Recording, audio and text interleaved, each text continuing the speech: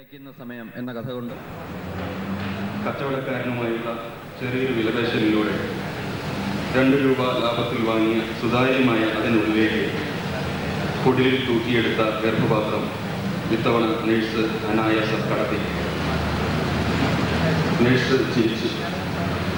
ഭരണീയ രാസദ്രവത്തിലേക്ക് ചോരയുടെ വേരുകൾ പടർത്തി നിമഗ്നമായ ആ അവയവത്തെ നരേന്ദ്രൻ നോക്കി. 27 വയസ്സിൻ്റെ അകലമുള്ള നിസ്സംഗതയുടെ കണ്ണുറപ്പുള്ള ഒരു നോട്ടം. കാഴ്ചയിൽ അതൊരു ഹൃദയം പോലുണ്ടായിരുന്നു. കടച്ച് ഭരണി ഒരു കറുത്ത പോളിത്തീൻ കവറിലാക്കി നേഴ്സ് അത് നരേന്ദ്രൻ നീട്ടി. Doctors diagnostic centre. കമ്പി കെട്ടിയ പല്ലുകൾ ചതച്ചു കളഞ്ഞ ശബ്ദത്തിൽ അവൾ പറഞ്ഞു, അറിയാമല്ലോ, മഹാരാജാസ് ഗ്രൗണ്ടിന്റെ ഓപ്പോസിറ്റ്. ഡോക്ടറുടെ കത്തെടുത്തിട്ടില്ലേ? ബയോപ്സിക്കായുള്ള ഡോക്ടർ ബീന കോശിയുടെ നിർദ്ദേശം ഭീഷണിയുണ്ടെന്ന് നരേന്ദ്രൻ ഉറപ്പുവരുത്തി. എറണാകുളത്തെ രോഗനിർണയ കേന്ദ്രത്തിൽ നിന്ന് ഒരാൾ ദിവസവും വന്ന് സ്പെസിമെനുകൾ ശേഖരിച്ചു പോവുകയാണ് പതിവെന്ന് നേഴ്സ് പറഞ്ഞിരുന്നു. ഇന്നെന്തുകൊണ്ടോ അയാൾ വന്നില്ല. 2 ദിവസത്തെ ലീവിനുള്ളിൽ ഓപ്പറേഷനും പരിശോധനയും കഴിഞ്ഞ് മടങ്ങാനുള്ള തിരക്കറിയിച്ചപ്പോൾ ഡോക്ടർ ബീന കോശി പറഞ്ഞു, വിരോധമില്ലെങ്കിൽ സ്പെസിമെൻ നിങ്ങൾ കൊണ്ടുപോയി കൊടുത്താലും മതി. താഴെയുള്ള കടയിൽ പോയി പറ്റിയ അളവിലുള്ള ഒരു പ്ലാസ്റ്റിക് ജാർ വാങ്ങി നേഴ്സിനെ ഏൽപ്പിച്ചോളൂ. അപ്പോൾ അവരുടെ നാടൻ കോഴിമുട്ടയുടെ നിറവ് സ്വന്തം അമ്മയുടെ ഗർഭപാത്രം പൊതിഞ്ഞു കെട്ടി മടിയിൽ വെച്ച് യാത്ര പോയിട്ടുണ്ടാകും. കണ്ണു നിറഞ്ഞു മാത്രം ചിരിക്കാവുന്ന ആ തമാശ നരേന്ദ്രനെ കുറച്ചൊന്ന് വേദനിപ്പിക്കുകയും ചെയ്തു. ഏപ്രിലായിരുന്നു മാസം. ബസ്സിനുള്ളിൽ മേടച്ചൂട് കുമിഞ്ഞു. ശരീരം പൊള്ളി വിയർക്കുമ്പോഴും മടിയിൽ ചേർത്ത് പിടിച്ച പൊതിയിൽ നിന്ന് സുഖകരമായൊരു തണുപ്പിന്റെ സുരക്ഷിതത്വം ശരീരത്തിലേക്ക് കിനിഞ്ഞിറങ്ങുന്നതായി നരേന്ദ്രൻ തോന്നി. 27 വർഷം മുമ്പ് ഒരു 10 മാസക്കാലം താൻ അത്യന്തം അവ്യക്തതയോടെ അറിഞ്ഞ ഒരനുഭവത്തിന്റെ അകംപുറം മറിയലായി അത് അയാളുടെ സിരകളിൽ ചുരുക്കി തുടങ്ങി. ആലുവയിൽ നിന്ന് എറണാകുളത്തേക്ക് 3/4 മണിക്കൂറിന്റെ ദൂരമുണ്ട്. പക്ഷെ ഇന്ന് പതിവിൽ കവിഞ്ഞ അവധാനതയോടെയാണ് ബസ് ഓടുന്നത്. സമയത്തെക്കുറിച്ച് ഓർത്തുകൊണ്ടിരിക്കുക എന്നത് അയാൾക്കിപ്പോൾ ഒരു മാറാരോഗമായി മാറിക്കഴിഞ്ഞു. ചിലപ്പോൾ റബ്ബർ നാട പോലെ വലിച്ചാൽ നീളുന്നതും ചിലപ്പോൾ വീണക്കമ്പി പോലെ മുറുകി പൊട്ടുന്നതുമായ സമയം. ആ ചിന്തയിൽ നിന്ന് രക്ഷപ്പെടാൻ നരേന്ദ്രൻ പുറം കാഴ്ചകളിലേക്ക് നോക്കി. അയാളുടെ ബസ്സിനെ മറികടന്ന് ഉച്ചഭാഷിണിയും ചെങ്കൊടികളും കെട്ടിവെച്ച ഏതാനും ബസ്സുകൾ മുന്നേറുന്നത് കണ്ടു. അതിലെ ചുവന്ന ബ്ലൗസ് ധരിച്ച സ്ത്രീകളുടെ പച്ചരിച്ചിരികളിലും യുവാക്കളുടെ തഴമ്പു വീണ മുദ്രാവാക്യങ്ങളിലും നിന്ന് നരേന്ദ്രൻ തലനീട്ടി വായിക്കാൻ ശ്രമിച്ച വാചകം അയാളുടെ അരികിലിരുന്ന മധ്യവയസ്കൻ ഉച്ചരിച്ചു. ഓ, ഇന്നല്ലേ പാർട്ടിയുടെ സംസ്ഥാന സമ്മേളനം. അതോടെ നരേന്ദ്രനുള്ളിലെ ഘടികാരം 6 വർഷം പിന്നോക്കം കറങ്ങി. അന്നായിരുന്നു അയാൾ ആദ്യമായി EMSനെ കണ്ടത്. രാജേന്ദ്ര മൈതാനിയിൽ ഇരമ്പിമറഞ്ഞ സഖാക്കളുടെ അക്ഷൗഹിണിക്കപ്പുറം ദൂരം കൊണ്ട് TV സ്ക്രീൻ പോലെ ചെറുതായി കണ്ട വേദിയിൽ കണ്ണടയുടെ കട്ടിച്ചിലിൽ എല്ലാ പ്രകാശങ്ങളെയും പ്രതിഫലിപ്പിച്ചുകൊണ്ട് ആൾക്കൂട്ടത്തിന്റെ അച്ഛനെ പോലെ EM ശങ്കരൻ നമ്പൂതിരിപ്പാട്. ഓ, എറണാകുളം ഇപ്പോൾ ഒരു ചെങ്കടലായിട്ടുണ്ടാകും. നരേന്ദ്രന്റെ ദേഹത്തേക്ക് ചാഞ്ഞു നിന്ന ഒരു പഴമക്കാരൻ ചിരപ്രയോഗം കൊണ്ട് അളിഞ്ഞുപോയ ഒരലങ്കാരം പറഞ്ഞു. മടിയിൽ വച്ച പൊതി നരേന്ദ്രൻ ഒന്നുകൂടി ചേർത്ത് പിടിച്ചു. അതിൽ നിന്ന് പ്രസരിക്കുന്ന തണുപ്പ് അയാൾ പേർത്തും അറിഞ്ഞു. സമസ്ത സാന്ത്വനങ്ങളുടെയും ബോധിവൃക്ഷം വിത്തിലേക്ക് മടങ്ങിപ്പോയി അയാളുടെ കൈപ്പടങ്ങൾക്കുള്ളിലെ പ്ലാസ്റ്റിക് ഭരണിയിൽ ഒതുങ്ങി. പാലാരിവട്ടം കഴിഞ്ഞതോടെ നരേന്ദ്രൻ സഞ്ചരിച്ചിരുന്ന ബസ് ഗതിമുട്ടി മന്ദിക്കാൻ തുടങ്ങി. നാഷണൽ ഹൈവേയിലേക്ക് പല കൈവഴികളിലായി ഒഴുകി നിറഞ്ഞ മനുഷ്യപ്പുഴയിൽ വാഹനങ്ങൾ പൊങ്ങുതടികളെ പോലെ ഇളകി ഒഴുകി. പാർട്ടിയുടേതല്ലാത്ത 1000 ആവശ്യങ്ങൾക്കായി യാത്ര പുറപ്പെട്ട ആളുകൾ വാഹനങ്ങളിലിരുന്ന് അക്ഷമരായി. ഡ്രൈവർമാരാകട്ടെ മണിക്കൂറുകളിലേക്ക് മുടങ്ങിപ്പോയ സഞ്ചാരത്തെ മുൻകൂട്ടി കണ്ട് എഞ്ചിൻ ഓഫാക്കി ചായക്കടകളിലേക്ക് ഇറങ്ങി. മറ്റൊന്നും ചെയ്യാനില്ലാത്തതുകൊണ്ട് യാത്രക്കാരും സീറ്റിൽ തൂവാലയോ പൊതിയോ അടയാളം വച്ച് ചായ കുടിക്കാൻ ഇറങ്ങി. കയ്യിലെ പൊതി കരുതലോടെ പിടിച്ച് നരേന്ദ്രനും ഇറങ്ങി. ഹോട്ടലിൽ അപ്രതീക്ഷിതമായി കിട്ടിയ തിരക്കിൽ സന്തോഷിച്ചും ഉത്കണ്ഠപ്പെട്ടും ഹോട്ടൽ ജീവനക്കാർ ഓടി നടന്നു. നാളുകളായി കറക്കം മറന്ന് മാറാല കെട്ടിയ ഫാനുകൾ വലിയ ശബ്ദത്തോടെ കറങ്ങിത്തുടങ്ങി. ചായ നിറഞ്ഞ ഗ്ലാസുകൾ മേശപ്പുറത്ത് പടക്കം പൊട്ടിച്ച് കുത്തിയും ഒഴിഞ്ഞ ഗ്ലാസുകൾ 10 വിരലുകളിലും കോർത്തെടുത്ത് പാഞ്ഞും ചെക്കന്മാർ പുളഞ്ഞു. ബസ്സിൽ നിന്ന് ചായക്കടയിലെ ഇരിപ്പിടത്തിലേക്ക് മാറിയിരുന്നപ്പോൾ യാത്രികർക്ക് കുശലപ്രശ്നക്കാരുടെ ലാളിത്യം കൈവന്നു. മുടങ്ങിപ്പോയ യാത്ര മറന്ന് അവർ വർത്തമാനത്തിന്റെ ലഹരിയിലേക്ക് മുങ്ങി. ആളുകൾ എത്ര കൂടിയാലും ശരി, EMS ഇല്ലാതെ എന്തൂന്ന് സമ്മേളനം. വൃത്തികെട്ട ശബ്ദത്തിൽ ചായ ഒരിറക്ക് കുടിച്ചുകൊണ്ട് ഒരാൾ ആൾക്കൂട്ട പെരുമയെക്കുറിച്ചുള്ള തന്റെ വീക്ഷണം അവതരിപ്പിച്ചു. അതെ, അങ്ങേര് മരിച്ചത് ഒരു നകത്താനാവാത്ത വിടവായി പോയി. മറ്റൊരാൾ നൂറ്റാണ്ടുകൾ പഴക്കമുള്ള ഒരു അനുശോചന വാക്യം ഘടന തെറ്റാതെ പറഞ്ഞൊപ്പിച്ചു. 9 ഭാഷകൾ അറിയാമായിരുന്നു എന്നല്ലേ പറയണേ? 11. അതും വെറും അറിവൊന്നുമല്ല, അസൽ പാണ്ഡിത്യം. മഹാമാരി പോലെ എല്ലാ മേശകളിലേക്കും പടർന്നു പിടിച്ച ആ ചർച്ചയിൽ നിന്ന് ഭക്തി നിറഞ്ഞു മുഴങ്ങിയ ഒരു വാചകം നരേന്ദ്രൻ പ്രത്യേകം പിടിച്ചെടുത്തു. ശരിക്കും ഒരവതാരം. പൈസ കൊടുത്ത് നരേന്ദ്രൻ പുറത്തിറങ്ങി. ചിതലുകൾ കൂട്ടിയ മൺപുറ്റു പോലെ പുറത്ത് ആൾക്കൂട്ടം ഉറച്ച് കട്ടിയാകുന്നത് അയാൾ കണ്ടു. ആളുകൾക്കിടയിലൂടെ മുട്ടിയും തടഞ്ഞും അയാൾ നീങ്ങി. ചിതൽ പോലെയായിരിക്കുന്ന ഈ മനുഷ്യർക്കിടയിൽ ദൈവം തന്നെ എങ്ങനെ കണ്ടെത്തുമെന്ന് ഒരു പുഞ്ചിരിയുടെ പിന്നിൽ നിന്നുകൊണ്ട് നരേന്ദ്രൻ ചിന്തിച്ചു. എത്ര എളുപ്പം! സ്വന്തം പ്യൂപ്പത്തൊണ്ടും കടിച്ചു പിടിച്ച് നടക്കുന്ന ഒരു ചിത്രശലഭ പുഴുവായി ഈ ചിതലുകൾക്കിടയിൽ. ആ ചിന്ത മുഴുമിക്കും മുമ്പ് നരേന്ദ്രൻ നടുങ്ങി നിന്നു. കാലിന്റെ പെരുവിരലിൽ നിന്ന് പടർന്ന ഒരു വിറ അയാളുടെ സർവ്വകോശങ്ങളിലേക്കും ആളിപ്പിടിച്ചു. താനത് എവിടെയോ മറന്നു വച്ചിരിക്കുന്നു. അയാൾ തിരികെ ഹോട്ടലിലെ തിരക്കിലേക്ക് ഓടിക്കയറി. താനിരുന്ന് ചായ കുടിച്ച് ഇരിപ്പിടത്തിലും മേശച്ചൂട്ടിലും പിന്നെ എല്ലായിടത്തും തിരയാൻ തുടങ്ങി. എന്തെങ്കിലും മറന്നുവെച്ചോ? നരേന്ദ്രന്റെ പരിഭ്രമം കണ്ട് കടയുടമ സഹതാപത്തോടെ തിരക്കി. എന്നിട്ട് കൈമലർത്തുന്നത് പോലെ ചിരിച്ചു. ഈ തിരക്കിനിടയിൽ എന്തെങ്കിലും കളഞ്ഞു പോയാൽ പിന്നെ എങ്ങനെ കിട്ടാനാ? കറുത്ത പോളിത്തീൻ കവറിൽ പൊതിഞ്ഞ ഒരു പ്ലാസ്റ്റിക് ഭരണിക്കായി നരേന്ദ്രനോടൊപ്പം ഹോട്ടൽ ജീവനക്കാരും തിരയാൻ കൂടിയെങ്കിലും ഏറെ നേരം കഴിഞ്ഞിട്ടും അത് കണ്ടുകിട്ടുകയുണ്ടായില്ല. വീണ്ടും റോഡിലേക്ക് ഇറങ്ങുമ്പോൾ തൊഴിലാളി എന്ന് വിളിക്കാൻ മാത്രം പ്രായമായിട്ടില്ലാത്ത ഒരു ഹോട്ടൽ പയ്യൻ ഇളിച്ചുകൊണ്ട് നരേന്ദ്രനോട് ചോദിച്ചു, എന്തായിരുന്നു സാർ പൊതിയിൽ? നരേന്ദ്രൻ അവന്റെ മുഖത്തേക്ക് നോക്കി. എങ്കിലും അയാൾ അവനെ കണ്ടില്ല. അയാൾ ആരെയും കണ്ടില്ല. പരിഭ്രമം മറയ്ക്കുന്ന ഒരു ചിരിയോടെ നരേന്ദ്രൻ തന്നോട് തന്നെ അതിനുത്തരം പറഞ്ഞു. ഒരു പഴയ പാത്രം. കരയ്ക്ക് പിടിച്ചിട്ട ഭയങ്കരനായ ഒരു കടൽ ജീവിയെ പോലെ പിടച്ചുകൊണ്ടിരുന്ന തെരുവിലേക്ക് നരേന്ദ്രൻ ഇറങ്ങി. അരക്ഷിതമായ ആൾക്കൂട്ടത്തിന്റെ തള്ളയില്ലായ്മകളിലേക്ക്. ഭയം അതിൻ്റെ തീക്കനൽ പോലുള്ള നാക്കുകൊണ്ട് നരേന്ദ്രന്റെ നട്ടലിൽ നക്കി. നന്ദി. ആകാശചാരികൾ, അതീതം, സ്നേഹസ്പർശം മുതലായ കഥാസമാഹാരങ്ങൾ കൊണ്ട് മലയാള കഥാരംഗത്ത് ശ്രദ്ധേയയായ ശ്രീമതി KP സുധീരയാണ് ഇനി കഥ അവതരിപ്പിക്കുന്നത്. ശ്രീമതി സുധീരയെ ക്ഷണിക്കുന്നു.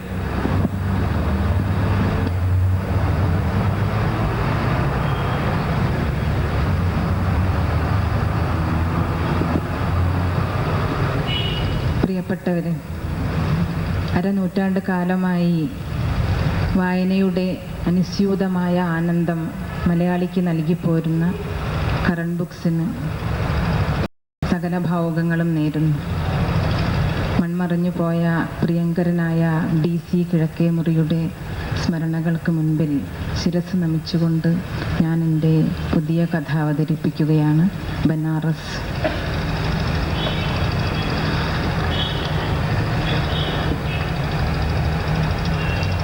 ചേറിൽ പുളയ്ക്കുന്ന പന്നികളും ചെളിയിൽ നീന്തുന്ന എരുമകളുമാണ് സ്റ്റേഷനോടടുത്തപ്പോൾ അവർ കണ്ടത്. ഈ കാഴ്ചയിൽ നിന്ന് ഹരി അറപ്പോടെ മുഖം തിരിച്ചത് ഇടതുഭാഗത്തെ സുരഭിലമായ അരിപ്പൂ കാടുകളിലേക്കാണ്. കേരളത്തിലെ അരിപ്പൂ. കൊടും വെയിലത്തും വാടാതെ പൊഴിയാതെ തല ഉയർത്തിപ്പിടിച്ചു നിൽക്കുന്ന ചെറിയ പൂക്കളിൽ നിന്ന് തെന്നി നോട്ടം മെലിഞ്ഞു വളർത്ത പെൺകുട്ടിയിലേക്കായി. ഉച്ചച്ചൂടിലും അതേ ഗർവും ഉണർവും അവളുടെ മുഖത്തും കണ്ടു. ഹോ, അവസാനം നാം ബനാറസിലെത്തി. നിനക്ക് ക്ഷീണമുണ്ടാവും. വണ്ടി 5 മണിക്കൂറല്ലേ ലേറ്റ്? ഏയ്, അവൾ ചുമൽ കുലുക്കി. ഞാൻ അങ്ങനെ വാടുന്നവളല്ല എന്ന് ഹരിക്കും അറിയാം. എന്തിനാണ് ഈ തിരക്ക്? നമ്മെ വരവേൽക്കാൻ ആരാണുള്ളത്? ഉവ്, ശാന്തേട്ടനുണ്ടാവും. ഭാര്യയും കുട്ടികളുമായും എനിക്ക് വളരെ അടുപ്പമുണ്ട്. ഉറപ്പാണോ? ഉവ്, കഴിഞ്ഞ കത്തിൽ ശാന്തേട്ടൻ കോളേജിൽ ഒരു ഒഴിവുണ്ട് എന്ന് എഴുതിയിരുന്നു. പ്രിൻസിപ്പൽ നേരിട്ട് പറഞ്ഞു അത്രേ. ശാന്താറാമിന് താല്പര്യമുള്ള ആരെങ്കിലും ഉണ്ടെങ്കിൽ. ഇപ്പോൾ ജോലി ഉറപ്പായി? അതല്ലേ പേടി. എൻ്റെ കത്തിന് മറുപടി കിട്ടിയില്ല. അതിനു മുൻപ് തന്നെ ഞാൻ ഇങ്ങോട്ട് വരുന്നു എന്ന് ഫോൺ ചെയ്തു. കൂടെ ഒരാളുണ്ടാവുമെന്ന്. STD അല്ലേ, മുടിഞ്ഞ റേറ്റാണ്. അവൾ എതിർവശത്തെ സീറ്റിലേക്ക് നോക്കി. മധ്യവയസ്സിലെത്തിയിട്ടും യൗവനകാന്തി വറ്റിയിട്ടില്ലാത്ത യുപിക്കാരിയായ ഒരു സ്ത്രീയും മെലിഞ്ഞ മുഖമുള്ള പുരുഷനും മുഖം കറുപ്പിച്ച് പുറംതിരിഞ്ഞിരിക്കുകയാണ്. തുടക്കത്തിൽ എന്ത് സ്നേഹമായിരുന്നു. പിന്നീട് അവർ കടുത്ത വാക്കുകളാൽ പരസ്പരം മുറിപ്പെടുത്തുവാൻ തുടങ്ങി. യുദ്ധം മുറുകിയപ്പോൾ സഹികെട്ട് ഹരി മൈഥിലിയുടെ മുഖത്തേക്ക് നോക്കി. ആ കണ്ണുകൾ നിറഞ്ഞിരുന്നു. ഏതു ഭാഷയിലും ഏതു നാട്ടിലും പെണ്ണിൻ്റെ സ്ഥിതി ഇത് തന്നെയല്ലേ? നിന്റെ മറ്റവൻ എന്ന പ്രയോഗം എങ്ങനെയാണ് ഇങ്ങനെ പടർന്നു പിടിച്ചത്? ഏടത്തിയും ഭർത്താവും തമ്മിലുള്ള പോരിൻ്റെ ഓർമ്മകൾ അകത്ത് തകിടം മറിഞ്ഞു. ഏടത്തിയുടെ കുട്ടികൾ 8 മണിക്ക് പുസ്തകസഞ്ചി എടുത്ത് രക്ഷപ്പെടും. മൈഥിലിയുടെ ടെലിഫോൺ ബൂത്തിൻ്റെ സമയം രാവിലെ 10 തൊട്ട് രാത്രി 8 വരെയാണ്. അവൾ നേരത്തെ ഇറങ്ങി എവിടെ പോവാനാണ്? എന്താടി, നീയും തുടങ്ങിക്കോ കണ്ട ആണുങ്ങളുമായി. അടങ്ങി ഒതുങ്ങി കഴിഞ്ഞോ? നിനക്ക് ഞാനുണ്ട്. അവസാനത്തെ വാക്കിലെ അനാവശ്യമയം മൈഥിലിക്ക് അറപ്പുളവാക്കുന്നൊരു ചിരിയിൽ അവസാനിക്കും. മോളെ, നീ MA-കാരിയല്ലേ? നിനക്ക് എവിടെയെങ്കിലും ഒരു ജോലി കിട്ടിയാൽ ഇവിടുന്ന് രക്ഷപ്പെടാമായിരുന്നു. നിന്നെ ഇയാൾ കല്യാണം കഴിപ്പിച്ച് തരുമെന്ന് തോന്നുന്നില്ല. അല്ലെങ്കിൽ നീ തന്നെ ആരെയെങ്കിലും. ഏടത്തി പറഞ്ഞു. ഹരി തട്ടി ഉണർത്തി. ഇനി അതൊന്നും ഓർക്കണ്ട കുട്ടി, ഇനി ഞാനില്ലേ. പക്ഷേ ഏടത്തിയെപ്പോലെ പാവമല്ല ഞാൻ. അവൾ പുഞ്ചിരിച്ചു. ഞാൻ നിന്റെ ഭർത്താവായിരിക്കില്ല, സ്നേഹിതനായിരിക്കും. നിന്റെ കരയിക്കാത്ത ചങ്ങാതി. രക്ഷിക്കാം, പക്ഷേ നിന്റെ കാര്യങ്ങൾ മാത്രം നോക്കി നടക്കാൻ കഴിയില്ല. നിനക്കതിൻ്റെ ആവശ്യവുമില്ല. വാക്കുകളിൽ മണിമുഴങ്ങുന്ന ആത്മാർത്ഥതയെ ഗൗനിച്ചുകൊണ്ട് തന്നെ അവൾ അമർത്തി പറഞ്ഞു. ഇതൊക്കെ ആവില്ലേ ഹരി പലരും പറഞ്ഞിരിക്കുക? അയാൾ സ്വന്തം കൈവിരലുകൾ നിവർത്തുകയും മടക്കുകയും ചെയ്തു. ഇല്ല, അവൾക്കൊരിക്കലും നനഞ്ഞു കുതിർന്ന കൺപീലികളോടെ ഉറങ്ങേണ്ടി വരില്ല. അവളുടെ മുഖത്തെ ഗംഭീരമായ വിഷാദഭാവം ഹരിയെ വേവലാതിപ്പെടുത്തി. ഇനി എങ്ങനെ ആശ്വസിപ്പിക്കും അവളെ? തീവണ്ടി സ്റ്റേഷനിൽ നിന്നു. ഒട്ടും ധൃതിപ്പെടാതെ അവർ ഇറങ്ങി. ഹരി ശാന്തേട്ടൻ്റെ മിന്നുന്ന കഷണ്ടി തിരിച്ചറിഞ്ഞു. കോളേജിൽ പഠിച്ചിരുന്ന ശാന്തേട്ടനെ പെട്ടെന്ന് ഓർത്തുപോയി. സ്കൂൾ കുട്ടിയായ തന്നെ എന്ത് സ്നേഹമായിരുന്നു. ശാന്തേട്ട, ഇത് എനിക്ക് മനസ്സിലായി. ഹരി എഴുതിയിരുന്നല്ലോ. എനിക്ക് ചില സുഹൃത്തുക്കളുടെ ടിക്കറ്റ് ക്യാൻസൽ ചെയ്യാനുണ്ട്. അതാണ് ഞാൻ ഇന്ന് സ്റ്റേഷനിലേക്ക് വന്നത്. സ്റ്റേഷന് പുറത്തെത്തി. ശാന്തേട്ടൻ ഓട്ടോവിനെ പേശി 50 രൂപയിലെത്തിച്ചു. ഓട്ടോറിക്ഷ മുന്നോട്ട് നീങ്ങവേ ഹരി ശ്രദ്ധിച്ചു. ധ്യാനത്തിൻ്റെയും ജ്ഞാനത്തിൻ്റെയും നാടായ ബനാറസ്. പക്ഷേ എന്ത് പൊടിയും വൃത്തികേടും. ഇത് ഹരി ഉറക്കെ പറഞ്ഞുപോയി. ശാന്തേട്ടൻ ചിരിച്ചു. ബനാറസ് ഇനിയും ഹരിയുടെ പ്രതീക്ഷകൾ തകർക്കാൻ പോവുകയല്ലേ? വാക്കുകളിൽ ഒളിക്കാനാവാത്ത പാരുഷ്യം മൈഥിലിയും ശ്രദ്ധിച്ചു. ഒരിടത്തരം ഹോട്ടലിന് മുൻപിൽ വണ്ടി നിന്നു. ശാന്തേട്ടൻ പുറത്തിറങ്ങി. 50 കൊടുത്തേക്ക്, ഞാനിപ്പോൾ വരാം. ധൃതിയിൽ ഹോട്ടലിനകത്തേക്ക് കയറുന്നതിനിടയിൽ ശാന്തേട്ടൻ പറഞ്ഞു. മൈഥിലി അതിഥിയുടെ മര്യാദയിൽ അമ്പരന്ന് ഹരിയുടെ മുഖത്തേക്ക് നോക്കി. ഹരി പേഴ്സ് തുറന്നു. അവരവരുടെ പഴഞ്ചൻ സഞ്ചികൾ ഏറ്റിക്കൊണ്ട് അമ്പരന്ന് നിന്നു. ശാന്തേട്ടൻ റിസപ്ഷനിൽ ചെന്ന് ഹിന്ദിയിൽ സംസാരിച്ചു. അവർക്ക് അടുത്തേക്ക് വന്നു. TV ഉള്ള റൂം വേണോ? അതില്ലെങ്കിൽ ബോറാവും. മൈഥിലി ഹരിയുടെ കുപ്പായക്കയിൽ പിടിച്ചു. ഹേയ് വേണ്ട, ശാന്തേട്ടൻ്റെ ഫാമിലി ഉണ്ടല്ലോ എന്ന ധൈര്യത്തിൽ. എൻ്റെ കയ്യിലാണെങ്കിൽ അതാ കുഴപ്പം. ദീപ നാട്ടിലാണ്. ആങ്ങളയുടെ മകളുടെ കല്യാണം. പറയൂ വേഗം. TV ഉള്ള റൂമിന് 350, ഇല്ലാത്തതിന് 250. ഏത് വേണം? എനിക്ക് ഈവനിങ് കോളേജിലാണ് ജോലിയെന്ന് അറിയില്ലേ? 3 മണിക്ക് കോളേജിലെത്തണം. ഇതേ ഹോട്ടലിൽ എൻ്റെ ചില ബിസിനസ് ഫ്രണ്ട്സ് ഉണ്ട്. അഡ്വാൻസ് അടച്ചേക്ക്. ഹോട്ടൽ മുറി ചെറുതായിരുന്നു. കിടക്ക വിരിച്ച് ചെറുക്കൻ പോയപ്പോൾ അവൾ ചെന്നു കതകടച്ചു. നേരെ ഹരിയുടെ കൈകളിലേക്ക് അണയാനായിരുന്നു ഉള്ളു കുതറിയത്. പകരം എയർബാഗ് തുറന്ന് കുളിച്ചു മാറാൻ മുഷിയാത്ത വസ്ത്രങ്ങളും തീവണ്ടിയിൽ മാറിയ മുഷിഞ്ഞ വസ്ത്രങ്ങളും സോപ്പും ലൊട്ടിലൊടുക്കുകളുമായി കുളിമുറിയിൽ കയറി. അവൾ അലക്കുകയോ കുളിക്കുകയോ ഒക്കെ ചെയ്ത് പുറത്തു വരുമ്പോഴേക്കും മേശപ്പുറത്ത് തലചായ്ച്ച് അയാൾ ഉറങ്ങിപ്പോയിരുന്നു. അവൾ അയാളുടെ ബാഗ് തുറന്ന് വെളുത്ത മുണ്ടും ഷർട്ടും പുറത്തെടുത്ത് വെച്ചു. മുഖത്ത് ശ്മശ്രുക്കളുടെ കാടാണെങ്കിലും എത്ര കുട്ടിത്തമാണ് മുഖത്ത്. ഹരി ഉറങ്ങട്ടെ. അവൾ നനഞ്ഞ മുടി വെളുത്ത തോർത്തിനകത്ത് കെട്ടി ടെലിഫോണിൽ ഭക്ഷണത്തിന് ഓർഡർ ചെയ്യാൻ ബട്ടൺ അമർത്തി. ദോ പ്ലേറ്റ് ചാവൽ. ഇവിടെ ചോറ് കിട്ടില്ല, ചൈനീസ് വിഭവങ്ങൾ. ഹിന്ദുസ്ഥാനിയിൽ മറുപടി. ദോശ ഇല്ല. യാത്രയിൽ ബാക്കിയായി മിനറൽ വാട്ടറിൻ്റെ കുപ്പിയിൽ നിന്ന് ഒരു കവിൾ അകത്താക്കുമ്പോൾ ശാന്തേട്ടൻ്റെ താക്കീത് ഓർമ്മ വന്നു. മിനറൽ വാട്ടറെ കുടിക്കാവൂ. മൈഥിലി കട്ടിലിൽ ചാരിക്കിടന്ന് പത്രമെടുത്ത് നിവർത്തി. നെറ്റിയിൽ ആരോ നനഞ്ഞ കൈകൊണ്ട് തലോടുന്നു. കണ്ണു തുറന്നപ്പോൾ കാണുന്നത് ഒരു ഇടുങ്ങിയ മുറിയാണ്. മുഖത്തേക്ക് കുനിഞ്ഞു നോക്കുന്നതാര്? ഹരി.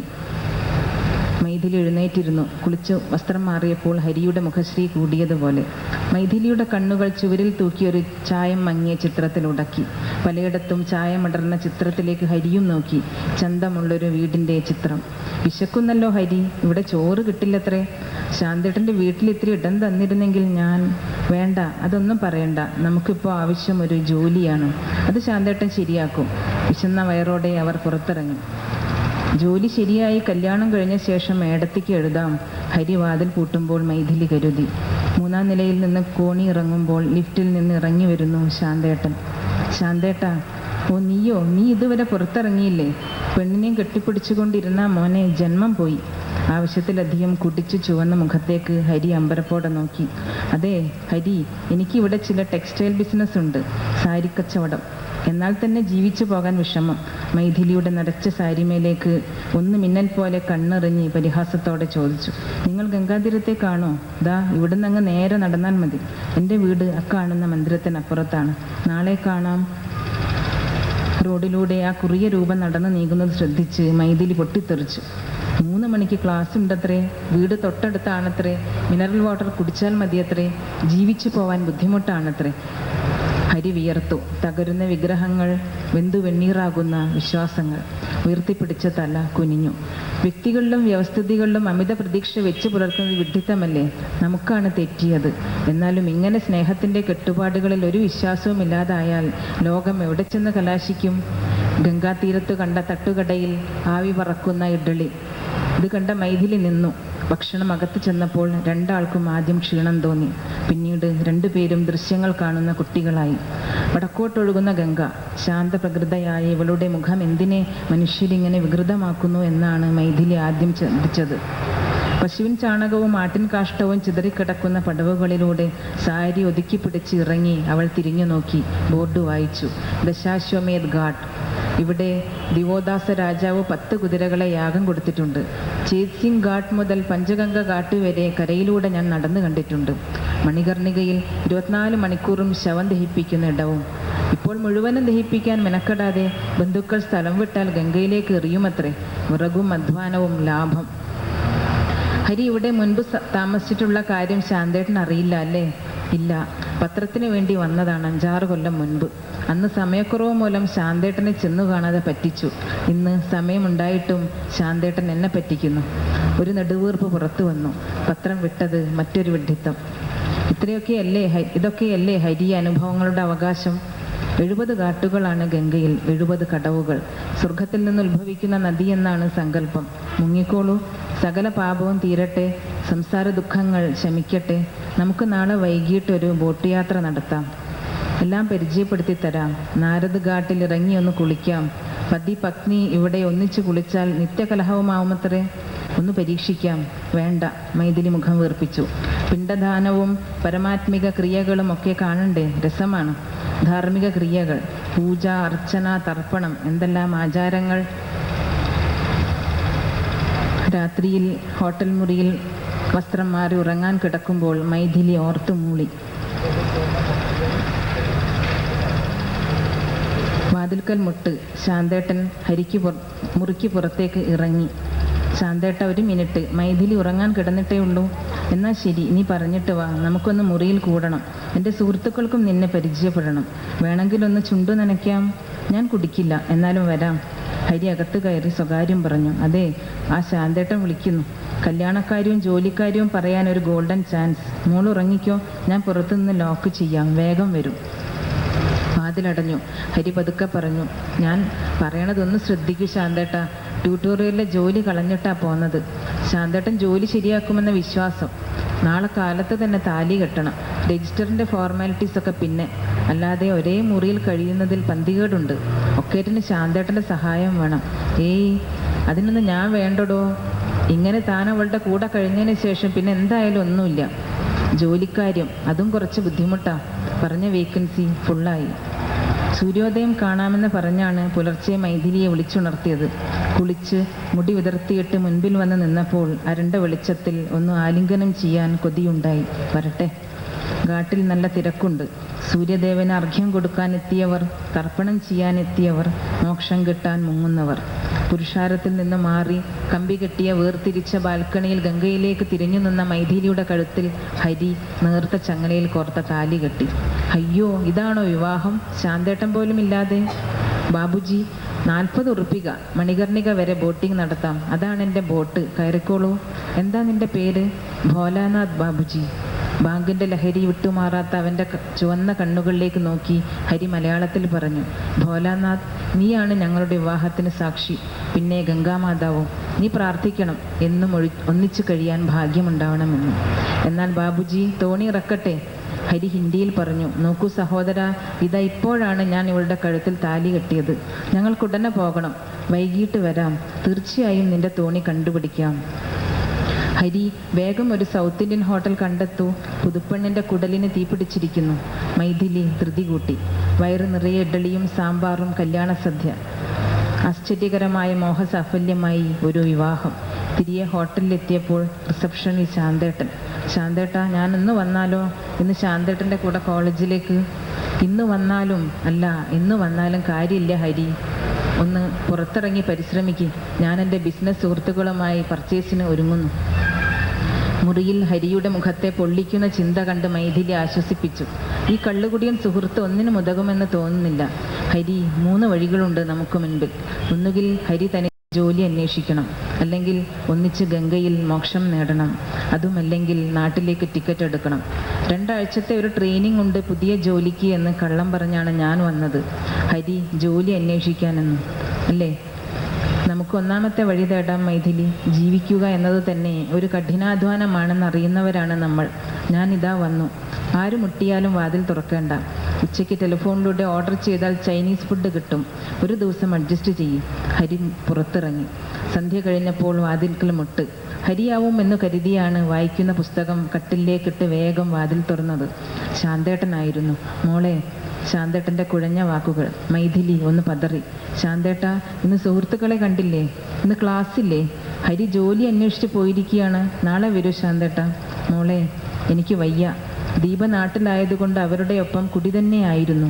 3 മണി കഴിഞ്ഞപ്പോൾ നെഞ്ചിൻ്റെ നടുവിലൊരു അണ്ണീസിനസ്.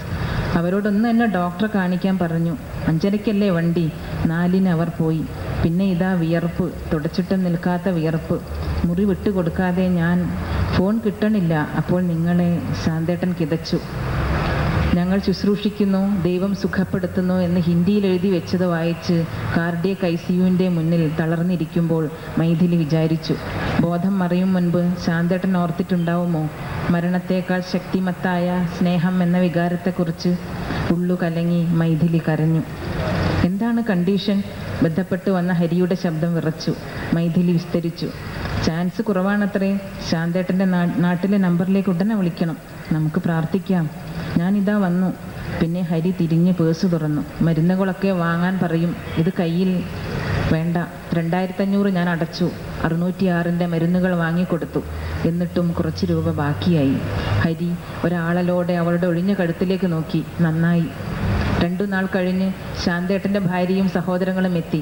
ഭർത്താവിന് ജീവൻ കൊടുത്ത സുഹൃത്തുക്കൾക്ക് നന്ദി പറഞ്ഞു. 3-ാം ക്ലാസ് തീവണ്ടി മുറിയിൽ നീണ്ടു വിടർന്ന് കിടക്കുന്ന പരവതാനി പോലെയുള്ള വയലിൽ കത്തുന്ന വെയിൽ നോക്കി ഹരി പറഞ്ഞു, ജെറുസലേം പോലെ, ആഥൻസ് പോലെ ലോകത്തിലെ അതിപുരാതന നഗരം ബനാറസ്, കാശിരാജാവിൻ്റെ കാശി, പരമശിവന് അവിമുക്ത, ആദികേശവൻ്റെ വാരാണസി, വരണാനദിയുടെയും അസി നദിയുടെയും മധ്യത്തിൽ കുടുങ്ങിപ്പോയ നഗരം. മനസ്സിൻ്റെ പഴുതിലൂടെ ഹരിയുടെ വിചാരങ്ങൾ ഗ്രഹിച്ച മൈഥിലി അന്തരീക്ഷത്തെ തണുപ്പിക്കാൻ തമാശ പറഞ്ഞു. എൻ്റെ ട്രെയിനിങ് കഴിഞ്ഞു, ഞാൻ വീട്ടിലേക്ക് പോകുന്നു. ഹരിയുടെ ഇൻ്റർവ്യൂ കഴിഞ്ഞു, ഹരിയും നാട്ടിലേക്ക് മടങ്ങുന്നു. എൻ്റെ പേഴ്സിൽ ഒരു താലി ലോക്കറ്റ് ബാക്കിയാവുന്നു. ഈ തമാശ കേട്ട് നെഞ്ചു തകർക്കുന്ന തേങ്ങൽ പോലെ ഹരി ഉറക്കെ ചിരിച്ചു. നന്ദി.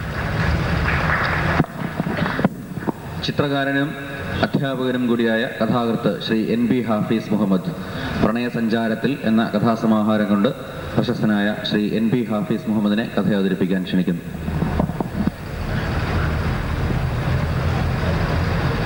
കഥയുടെ പേര് ശേഷം. അബ്ദുള്ള അങ്ങനെയാണ്. ചീത്തകളിലോ അശുഭകാര്യങ്ങളിലോ കണ്ണെറിയില്ല. ഇളനീർ പോലെ ശുദ്ധം. അബ്ദുള്ളയുടെ ചിത്തം ഇളനീർ പോലെ ശുദ്ധം. കളങ്കം ചെയ്യാനാവുമായിരുന്നെങ്കിൽ നാട്ടിൽ നല്ലൊരു കള്ളക്കടത്തുകാരനോ കുഴൽപ്പണ കണ്ണിയോ ആയിക്കൂടായിരുന്നോ?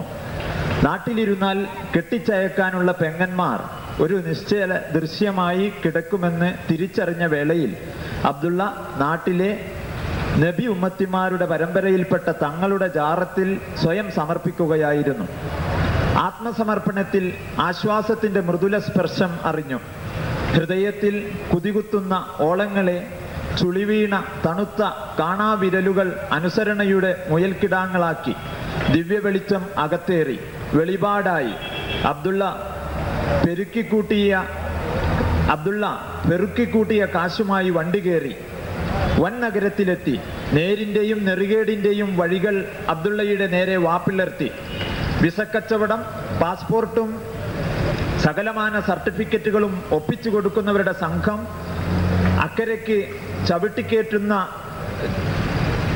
ചവിട്ടിക്കേറ്റുന്നവർ, ബ്രൗൺ ഷുഗർ വ്യാപാരത്തിന്റെ പൊട്ടാക്കണ്ണികൾ, ഡ്യൂപ്ലിക്കേറ്റ് വസ്തുക്കളുടെ കച്ചവടം, ഹോട്ടലുകളിൽ പെൺകുട്ടികളെ എത്തിക്കുന്നവരുടെ സംഘം. നഗരത്തിന്റെ മായാജാലങ്ങൾ കണ്ട് കണ്ണുമിഴിച്ചു പോയി പാവം അബ്ദുള്ള. എന്നാൽ അബ്ദുള്ള ഇളനീർ വെട്ടുകാരനാവാനാണ് തീരുമാനിച്ചത്. കൊടും ലാഭമൊന്നും ഉണ്ടാവില്ലെന്നറിയാം. കത്തുന്ന ചൂടിൽ കൊടും ദാഹത്തിനൊരു താൽക്കാലിക ശമനം കൂടിയാണല്ലോ. നല്ലൊരു വാക്കത്തി വാങ്ങി കടപ്പുറത്ത് കുടിച്ചിട്ട തൊണ്ടുകൾ വെട്ടി കൈയൊതുക്കമുണ്ടാക്കി. കിടക്കാൻ ഇടം പറ്റി. പരമകാരുണികൻ പടച്ച തമ്പുരാൻ നേരായ മാർഗം കാണിച്ചു തന്നതിലെ ആഹ്ലാദം അബ്ദുള്ള പെങ്ങൾ ആയിഷയ്ക്ക് ഒരു പോസ്റ്റ് കാർഡിൽ എഴുതുകയും ചെയ്തു. അള്ളാഹുവിങ്കൽ അഭയം പ്രാപിച്ചവനും മുത്തുനബി പരമ്പരയിൽപ്പെട്ട തങ്ങന്മാരിൽ ആശ്രയം കൊള്ളുന്നവരും ഇഹലോകത്തിലും പരലോകത്തിലും നല്ലതേ വരൂ അബ്ദുള്ള വിശ്വസിച്ചു. അല്ലെങ്കിൽ കണ്ണില്ലാതെ കാണുകയും കാതില്ലാതെ കേൾക്കുകയും ചെയ്യുന്ന അള്ളാഹുവിന്റെ തീരുമാനം ആർക്കറിയാം? ഇളനീർ വെട്ടുകാരനായി അബ്ദുള്ള കരപറ്റി തുടങ്ങിയ കാലം നഗരത്തിലൊരു ലഹള ഉണ്ടായതും അടിവയറിന് വെട്ടേറ്റ് തല കുനിച്ചു പോയതും അള്ളാഹുവിന്റെ തീരുമാനം തന്നെയാവണം. പിന്നെയുള്ള വെട്ടുകൾ 2 മുഖത്ത്. ചോര കുടുകുടാ ചീറി താഴെ വീണുപോയി അബ്ദുള്ള. വീണെടുത്ത് കിടന്ന് നിരങ്ങി പാടുപെട്ട് എണീറ്റ് അടിവയർ പൊത്തിപ്പിടിച്ച് എണീറ്റ് നിന്നു. വിജനമായ തെരുവിൽ അനാഥന്റെ ആർത്തനാദമായി. അവിടെ തന്നെ വീണു പിടഞ്ഞു. അടിവയറിൽ വെച്ച കൈ നിരത്തിലേക്ക് തെറിച്ചു വീണു. ചോരയിലൊരു അക്ഷരം തെളിഞ്ഞു. അലിഫ്, ആദ്യാക്ഷരം. അതിനോട് ചേർന്ന് അബ്ദുള്ള എഴുതിയ അക്ഷരം ള ആണെങ്കിൽ എഴുതാൻ തുനിഞ്ഞത് അള്ളാഹു എന്നാണ്. യാ എന്നാണെങ്കിൽ പെങ്ങൾ ഐഷയുടെ പേര്. കൈ കുഴഞ്ഞു നിശ്ചലമായി അബ്ദുള്ളയുടെ ഒടുവാക്ക് അങ്ങനെ അപൂർണമായി കിടന്നു. അധിക നേരം അത് അങ്ങനെ കിടന്നില്ല. നാവ് നീട്ടി വന്ന കട്ടച്ചോര ആ അക്ഷരത്തെയും ഊറ്റി വലിച്ചു കളഞ്ഞു. മനസ്സിൽ അന്നേരം നുരഞ്ഞു പൊന്തിയതും വിരലാലത് രേഖപ്പെടുത്താൻ തുനിഞ്ഞതും എന്തെന്നും പടച്ച തമ്പുരാന് മാത്രമറിയാം. അവിടുന്ന് അബ്ദുള്ള തങ്ങൾ പാപ്പയുടെ ജാറത്തിങ്കലേക്ക് ചിറകു വിടർത്തി ഉയർന്നു. മഗ്രിബ് നേരം സിയാറത്തിന് വന്നവരധികം പേരുണ്ടായിരുന്നില്ല. അബ്ദുള്ള ജാറത്തിങ്കലേക്കുള്ള വാതിൽക്കൽ നിന്ന്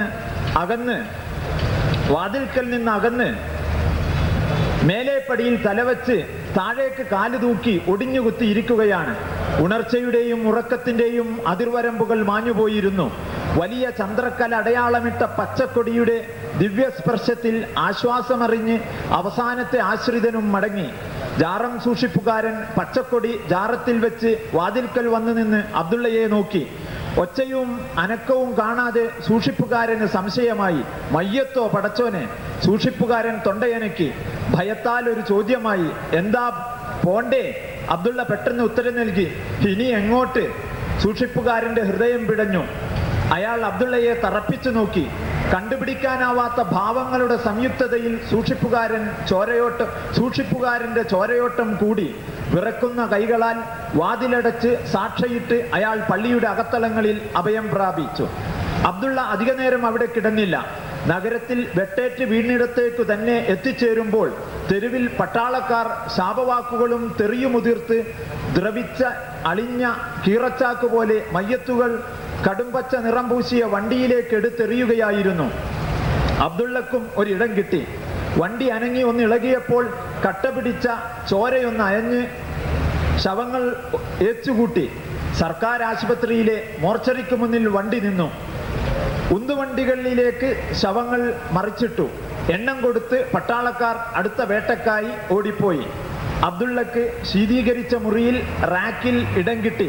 കത്തുന്ന തീയിൽ ശീതീകരിച്ച മുറി സ്വപ്നം കണ്ടവനാണ് അബ്ദുള്ളയും. ശൈത്യം വരദാനമായി എത്തിയത് മയ്യത്തായി തണുത്തുറഞ്ഞപ്പോൾ കാലുഷ്യമോ അമിത ആവേശമോ ഇല്ലാത്ത കട്ടപിടിച്ച മെഴുകുപോലെ ആദിയും അന്ത്യവും അറിയാത്ത കിടപ്പിലാണ് സ്വപ്ന സാഫല്യം. ശീതീകരിച്ച മുറിയിലേക്ക് പച്ചവേഷമണിഞ്ഞ് കണ്ണിനു താഴെ മറച്ചുകെട്ടിയ ജീവനക്കാരും കൂടെ 2 പേരും വന്നു. അവർ ഒരറ്റത്ത് നിന്ന് ശവങ്ങൾ പരതി തുടങ്ങി. ജീവനക്കാർക്കൊപ്പമുള്ളവരുടെ മുഖങ്ങളിൽ വിറങ്ങലിച്ച ഭയം നാവു നീട്ടുന്നുണ്ടായിരുന്നു. നടന്നു നീങ്ങി 4 പേരും അബ്ദുള്ളയുടെ അടുത്തെത്തി. ചോരക്കട്ടയായി കിടക്കുന്ന മുഖം കണ്ട് നോട്ടമെടുത്തു. മുന്നോട്ട് നീങ്ങി. നോക്കി നടക്കവേ അവർ പെടുന്നതിന് നിന്നു. കൂടെ വന്നവരിൽ ഒരാളുടെ കരച്ചിൽ ഉയർന്നു. മറ്റേയാൾ കരച്ചിലടക്കി നിൽക്കുകയായിരുന്നു. ജീവനക്കാരിൽ കറുത്ത വലിയ പുരികമുള്ള ആൾ ചോദിച്ചു, ഇയാൾ തന്നെയാണോ? അയാൾ തലയാട്ടി. കൂടെയുള്ളയാൾ കരഞ്ഞുകൊണ്ടിരുന്നു. ജീവനക്കാരിൽ ഒരാൾ മരിച്ച ആളിന്റെ അടയാളങ്ങൾ പറയാൻ ആവശ്യപ്പെട്ടു. അടയാളങ്ങൾ ഒത്തുനോക്കി. പുരികക്കാരനിൽ ചെറുചിരി വിടർന്നു. കൂടെ വന്നവരോട് മുറിക്ക് പുറത്തു പോയി നിൽക്കാൻ അയാൾ നിർദ്ദേശിച്ചു. പൊട്ടിക്കരച്ചിൽ നടന്നു നീങ്ങി. ജീവനക്കാരിൽ ഒരാൾ പറഞ്ഞു, ചത്താൽ എന്ത്, ലക്ഷങ്ങളല്ലേ കുടുംബത്തിന് സമ്പാദിച്ചു കൊടുക്കുന്നത്. കറുത്ത പുരികക്കാരൻ പറഞ്ഞു, ഇങ്ങനെയൊക്കെയാ പാവം സർക്കാർ മുടിഞ്ഞു പോകുന്നത്. ഒരു ശവത്തിന് 1,2,000. ഇരുവരും ഉന്തുവണ്ടിയിൽ ശവം പുറത്തേക്കെടുത്തു. ശീതീകരിച്ച മുറിയുടെ വാതിൽ തുറന്നടക്കപ്പെട്ട നേരം പുറത്തുനിന്നുള്ള കരച്ചിൽ അകമേറി മുറിഞ്ഞു. ഇടയ്ക്കിടെ ഓരോ കൂട്ടർ വന്നുപോയി. അടയാളങ്ങളൊത്ത ശവങ്ങൾ എടുത്തുമാറ്റി രേഖകൾ നൽകി. അടുത്തു കിടക്കുന്ന ശവം സനാഥമാക്കപ്പെട്ടപ്പോൾ തൊട്ടപ്പുറത്തുള്ള മയ്യത്ത് അബ്ദുള്ളയോട് പറഞ്ഞു, ഏതായാലും ചത്തു, ഇനി ഭാര്യയോ മക്കളോ വന്ന് വേർതിരിച്ചറിഞ്ഞാൽ രക്ഷപ്പെട്ടേനെ. മയ്യത്ത് നെടുവീർപ്പിടുന്നു. അബ്ദുള്ള പ്രതികരിച്ചില്ല. അയാൾ തുടർന്നു, ജീവിച്ചിരുന്നപ്പോൾ സ്വപ്നം കാണാൻ പറ്റാത്ത സംഖ്യ. കുറെ പ്രശ്നങ്ങളെങ്കിലും തീരും. പക്ഷെ അതല്ല കുഴപ്പം. എന്റെ ഭാര്യക്കും കുട്ടികൾക്കും എന്നെ മനസ്സിലാക്കാൻ വല്ല അടയാളവും അറിയുമോ ആവോ? ഒരു വീട്ടിലെങ്കിലും ഞങ്ങൾ അത്ര അകലത്തായിരുന്നല്ലോ. അബ്ദുള്ള ചെവി കൊടുത്തില്ല. പെങ്ങന്മാരെ കുറിച്ച് ആലോചിച്ചു. മംഗല്യത്തിന്റെ ഗതിവിഗതികളിലും പടച്ചവൻ തീരുമാനിച്ചിരിക്കുന്നു. എന്നാലും നാട്ടിൽ നിന്ന് ആരെങ്കിലും വന്ന്, അല്ലെങ്കിൽ നഗരത്തിലെ മുറിയിൽ കിടക്കുന്ന ഒരാൾ വന്ന് വേർതിരിച്ചറിഞ്ഞാൽ 2 പെങ്ങന്മാരെങ്കിലും പടിയിറക്കാം. ആരെങ്കിലും വരുമോ? അടുത്ത് കിടക്കുന്ന മയ്യത്ത് പറഞ്ഞു, ചത്താലും സന്ദേഹത്തിനും സംഘർഷത്തിനും ഒടുക്കമില്ലല്ലോ. തെരുവിലിറങ്ങിയവന്റെ ജീവൻ മരണ തീരുമാനം പോലെ ചത്താലും ചില ആകസ്മികതകൾ ഗതിമാറ്റിയേക്കാം. വന്നത് പച്ചവേഷമണിഞ്ഞ ജീവനക്കാർ. കൂടെ ആരുമില്ല. കറുത്ത പുരികക്കാരനൊപ്പം വേറൊരു ജീവനക്കാരൻ. അവർ ധൃതിയിൽ ശവങ്ങൾ പരിശോധിക്കുകയായിരുന്നു. മിന്നൽ പോലെ അവർ അബ്ദുള്ളക്കടുത്തെത്തി. മാംസപിണ്ഡമായി മാറിയ അബ്ദുള്ളയുടെ മുഖം അവർക്ക് ഉത്തരമായി മാറി. പുരികക്കാരൻ മന്ത്രിച്ചു, ഇത് ധാരാളം. മറ്റേയാൾ ശരിവെച്ചു. പുരികക്കാരൻ അബ്ദുള്ളയുടെ ശരീരത്തിലെ അടയാളങ്ങൾ പരതി. കണ്ടെത്തിയ അടയാളങ്ങൾ വിളംബരം ചെയ്തു. നെഞ്ചത്തൊരു അരിമ്പാറ, വലതുകാൽമുട്ടിൽ കറുത്ത മറുക്, ഇടതുതോളിൽ മുറിവടയാളം, കാൽവിരലുകളിൽ 4-ാം വിരൽ ചെറുവിരലിനേക്കാൾ ചെറുത്. എഴുതിയെടുത്തുകൊണ്ടിരുന്ന ജീവനക്കാരൻ അത് കേട്ട് അബ്ദുള്ളയുടെ കാലിലേക്ക് നോക്കി പറഞ്ഞു, ഭാഗ്യലക്ഷണമാ. എഴുതിയെടുത്ത് തൃപ്തിയോടെ ജീവനക്കാരൻ മടങ്ങുമ്പോൾ അബ്ദുള്ളയുടെ തൊട്ടപ്പുറം കിടന്നിരുന്ന ശവം ചിരിച്ചുകൊണ്ട് പറഞ്ഞു, ഭാഗ്യലക്ഷണ. 5 ശവങ്ങൾ ഓരോന്നായി തിരിച്ചറിഞ്ഞതിന് പിന്നാലെ കുറെ നേരത്തേക്ക് ശീതീകരിച്ച മുറിയിലേക്ക് ആരും വന്നില്ല. പിന്നെ പുരികക്കാരനും സഹപ്രവർത്തകനുമൊപ്പം 2 പേർ ശീതീകരിച്ച മുറിയിലേക്ക് വന്നു. കൂടെ വന്നവർ അസഹ്യതയോടെ മൂക്കുപൊത്തി. മുറിഞ്ഞും കരിഞ്ഞും കിടക്കുന്ന ശവങ്ങൾ കണ്ട് ഒരാൾക്ക് ഓക്കാനം വന്നു. ശവമേതും നോക്കാതെ അവർ ജീവനക്കാർക്ക് പിന്നിൽ നിഴല് പോലെ നടന്നു. അവർ അബ്ദുള്ളക്കടുത്തെത്തി. പുരികക്കാരൻ പറഞ്ഞു, ഇവൻ തന്നെ. മറ്റേയാൾ ഗൗരവത്തോടെ കൂടെ വന്നവരോട് ആവശ്യപ്പെട്ടു, അടയാളങ്ങൾ പറയൂ. കൂടെ വന്നവരിൽ ഗോപിക്കുറി അണിഞ്ഞ ആൾ ഒരൊറ്റ വീർപ്പിൽ പറഞ്ഞു, നെഞ്ചത്തൊരു അരിമ്പാറ, വലതുകാൽമുട്ടിൽ കറുത്ത മുറുക്. പുരികക്കാരൻ ഇടക്ക് കയറി പറഞ്ഞു, ആരെ ബോധ്യപ്പെടുത്താനാ ഈ അടയാളം പറച്ചിൽ? ചത്തവർക്ക് കണ്ണും കാതുമില്ല ചങ്ങാതിമാരെ. മറ്റേ ജീവനക്കാരൻ ഗൗരവം വിട്ടില്ല. ആർക്കറിയാം, പറയൂ അടയാളങ്ങൾ. ഗോപിക്കുറിക്കാരൻ വീണ്ടും ഓർമ്മയിൽ മുങ്ങി. വലതുകാൽമുട്ടിൽ കറുത്ത മറുക്, ഇടതു തോളിൽ മുറിവടയാളം, കാൽവിരലുകളിൽ 4-ാം വിരൽ ചെറുവിരലിനേക്കാൾ ചെറുത്. പറഞ്ഞു തീർന്ന ഉടനെ ഗോപിക്കുറിക്കാരൻ അബ്ദുള്ളയുടെ കാൽവിരലുകളിലേക്ക് നോക്കി. അയാൾ പറഞ്ഞു, ഭാഗ്യലക്ഷണ. അവർ നടന്നു നീങ്ങുമ്പോൾ അബ്ദുള്ളയുടെ തൊട്ടടുത്ത് കിടക്കുന്ന ശവം മന്ത്രിച്ചു, ഭാഗ്യലക്ഷണ. ശീതീകരിച്ച മുറിയുടെ വാതിൽക്കലെത്തിയപ്പോൾ ജീവനക്കാരിൽ ഒരാൾ പറഞ്ഞു, ഇനി കടലാസുകൾ ശരിയാക്കാൻ 1/4 മണിക്കൂർ, ഉടനെ അഡ്വാൻസ് കിട്ടും, ബാക്കി കൈപ്പറ്റാനുള്ള രേഖകൾ ഏൽപ്പിക്കും, ശവം കൊണ്ടുപോകാം. ഗോപിക്കുറിയിട്ടയാൾ തലകുലുക്കുന്നു. കറുത്ത പുരികക്കാരൻ പറഞ്ഞു, ഞങ്ങൾക്കുള്ളത് തന്നേക്കണം. ഗോപിക്കുറിക്കാരൻ അരക്കെട്ടിൽ ഒളിപ്പിച്ചു വെച്ച പൊതിയെടുത്ത് നീട്ടി. പുരികക്കാരൻ അത് വാങ്ങി തുറന്നു നോക്കി. അയാൾ സഹപ്രവർത്തകനെ നോക്കി തലകുലുക്കി. മറ്റേ ജീവനക്കാരൻ ചോദിച്ചു, എന്താണ് ഈ ശവത്തിന് കൊടുക്കേണ്ട പേര്? ഇരുവരും ഒരേ സമയം പറഞ്ഞു, രാംസിംഹ്. നിനക്കൊരു നാഥനുണ്ടായിരുന്നു, അടുത്ത് കിടന്ന മയ്യത്ത് അബ്ദുള്ളയോട് പറഞ്ഞു. അബ്ദുള്ളയുടെ ചിന്ത പെങ്ങന്മാരിൽ നിറഞ്ഞു നിൽക്കുകയായിരുന്നു. അധിക നേരം അങ്ങനെ ഒരു ചിന്തക്കും അവസരമുണ്ടായില്ല. ഉന്തുവണ്ടിയുമായി ജീവനക്കാരെത്തി. അബ്ദുള്ളയെ ഉന്തുവണ്ടിയിലേക്ക് തട്ടിയിട്ടു. വണ്ടി തള്ളുന്നതിനിടയിൽ കറുത്ത ജീവനക്കാരൻ പറഞ്ഞു, ചത്താലെങ്കിലും 4 ആൾക്ക് ഗുണമുണ്ടല്ലോ. വണ്ടി നീങ്ങുന്നതിനിടയിൽ അടുത്ത് കിടന്ന മയ്യത്ത് ഗുഡ് ബൈ രാംസിംഹ് എന്ന് പറയുന്നത് അബ്ദുള്ള കേൾക്കുന്നുണ്ടായിരുന്നു. രാത്രിയിലൊടുവിൽ ദൂരമേറെയും സഞ്ചരിച്ച് ആംബുലൻസ് ഒരു ചെറിയ വീട്ടിന് മുന്നിലെത്തി. അബ്ദുള്ളയെ സ്ട്രെച്ചറിൽ വീട്ടിനകത്തേക്കെടുത്തു. ഗോപിക്കുറിക്കാരൻ ആംബുലൻസ് പറഞ്ഞു വിട്ടു. വീട്ടിനകത്ത് 2-3 പേരെ ഉണ്ടായിരുന്നുള്ളൂ. ആരോടൊന്നില്ലാതെ ഗോപിക്കുറിക്കാരൻ പറഞ്ഞു, തുടങ്ങല്ലേ? ആരുമൊന്നും പറഞ്ഞില്ല. കർമ്മങ്ങൾ ഞൊടിയിട കൊണ്ട് ചെയ്തെന്ന് വരുത്തി. പൊതിഞ്ഞുകെട്ടി മുറ്റത്തേക്കെടുത്തു ശവം. ഇരുളിൽ ഒളിപ്പിച്ച് ഇരുന്ന ഉന്തുവണ്ടിയിൽ കയറ്റി അടുത്ത ശ്മശാനത്തിലേക്ക് എത്തിച്ചു. ശ്മശാനം ജീവനക്കാരൻ കാത്തുനിൽപ്പായിരുന്നു. ഗോപിക്കുറിക്കാരൻ അയാളെ ഇരുളിലേക്ക് വിളിച്ചിറക്കി. കുറച്ചു കഴിഞ്ഞ് ജീവനക്കാരൻ ചിരിച്ചുകൊണ്ട് ശവത്തിനടുത്തെത്തി. നൊടിയിട കൊണ്ട് എല്ലാം കഴിഞ്ഞു. അബ്ദുള്ളയെ ചിതയിലേക്ക് നീക്കി തീ കൊളുത്തി. ചിത ആളിക്കത്താൻ തുടങ്ങി. ആ നിമിഷം വന്നവർ സന്തോഷത്തോടെ മടങ്ങുകയും ചെയ്തു. ചിതയിൽ അബ്ദുള്ളയും കിടന്നില്ല. രാംസിംഹ് എന്നൊരാൾ ഈ ആലം ദുനിയാവിൽ പിറന്നിട്ടുണ്ടോ, ജീവിച്ചിരിപ്പുണ്ടോ? രാംസിംഹിനെ കുറിച്ച് അറിയുവാനുള്ള ആഗ്രഹം അബ്ദുള്ളയിൽ ഒരു മേൽജ്വാലയായി. അന്നേരം അബ്ദുള്ളയിൽ നിന്നും പഴയൊരു കുസൃതിക്കാരൻ കുട്ടി പുറത്തേക്കിറങ്ങി. മുമ്പ് സ്കൂളിൽ മണിയടിച്ച് നേരം കുറെ കഴിഞ്ഞിട്ടും സൗദാമിനി ടീച്ചർ സ്കൂളിൽ നിന്ന് ഇറങ്ങുന്നില്ല. വൈകുന്നേരമായാൽ ടീച്ചർക്ക് കോപ്പി നോക്കൽ തന്നെ പരിപാടി. ദൂരെ എത്തേണ്ടുന്ന കുഞ്ഞമ്മദ് മാഷും വീട്ടിലേക്ക് പോകുന്നില്ല. പല നാളിത് അബ്ദുള്ള കാണുന്നു. ഒരു നാൾ അബ്ദുള്ള ടീച്ചേഴ്സ് റൂമിന്റെ ജനവാതിലിൽ പലകകൾക്കിടയിൽ ഒരു വിടവുണ്ടാക്കി. മാഷ് ഉച്ചക്കഞ്ഞിയുടെ കണക്ക് പുസ്തകത്തിൽ ഇറങ്ങിയിരിക്കുന്നു. അബ്ദുള്ള ദ്വാരം തുളച്ചിറങ്ങി. മാഷത അക്കങ്ങളിൽ നിന്ന് കയറി വരുന്നു. ടീച്ചർ കോപ്പി പുസ്തകം മടയ്ക്കുന്നു. മാഷ് പഴയ പുസ്തകങ്ങളും മാപ്പുകളും ഭൂഗോളവും ഒക്കെ വെച്ച മുറിയുടെ മൂലയുള്ള അലമാരയുടെ അടുത്തേക്ക് നീങ്ങുന്നു. ടീച്ചറും അങ്ങോട്ട് ഒഴുകുന്നു. എന്റെ പടച്ചോനെ! അബ്ദുള്ള കണ്ണെടുത്തു മാറ്റി.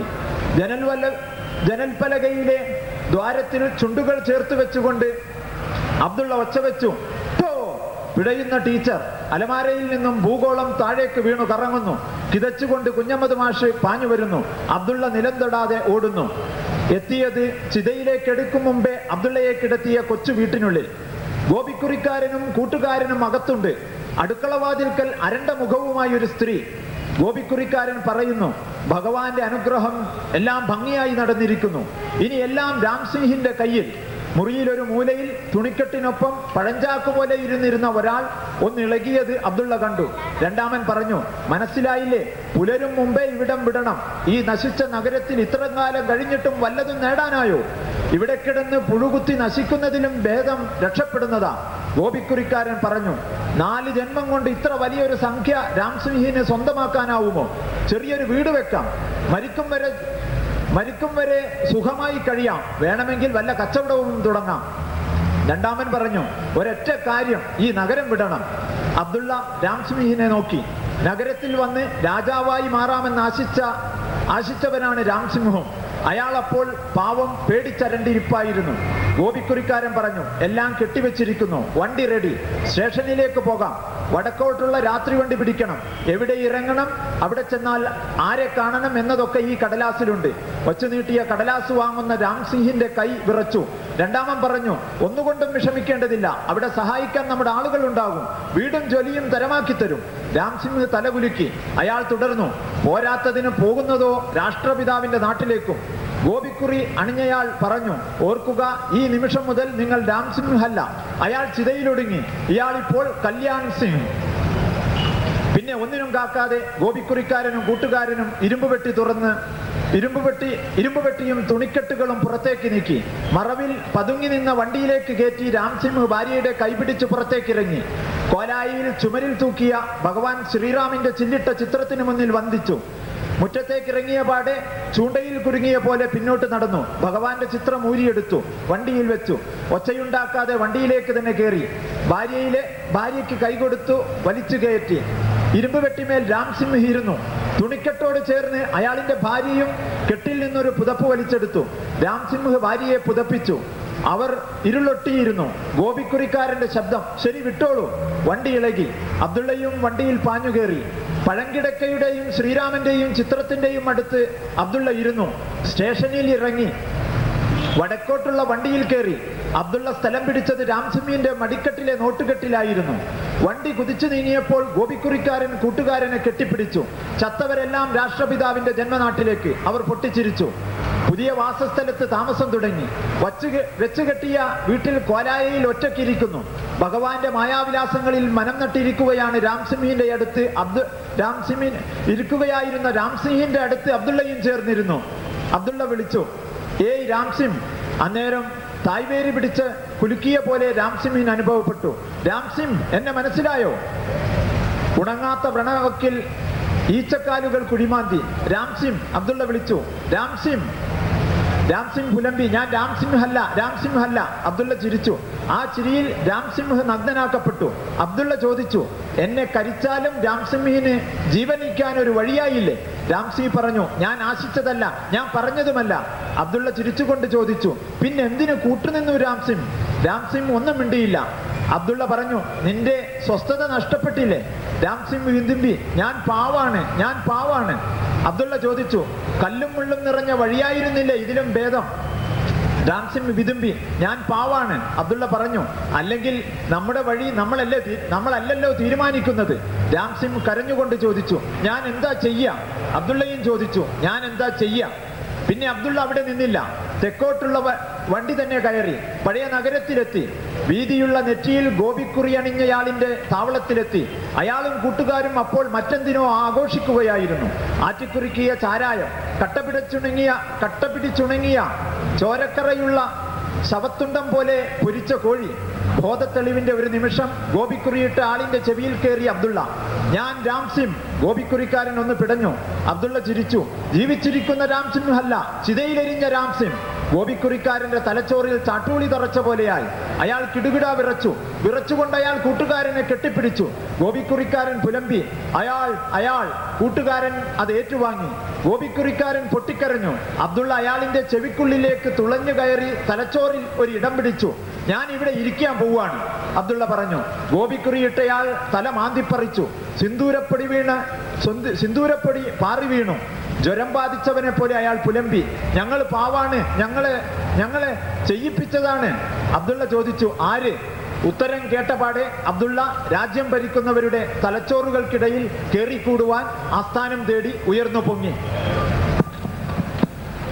നിലാവ്, ഇരുട്ട്, മൊഴി എന്നീ നോവലുകൾ കൊണ്ട് സാഹിത്യ രംഗത്ത് ശ്രദ്ധേയയായ ശ്രീമതി BM സുഹ്റയെ കഥ അവതരിപ്പിക്കാൻ ക്ഷണിക്കുന്നു.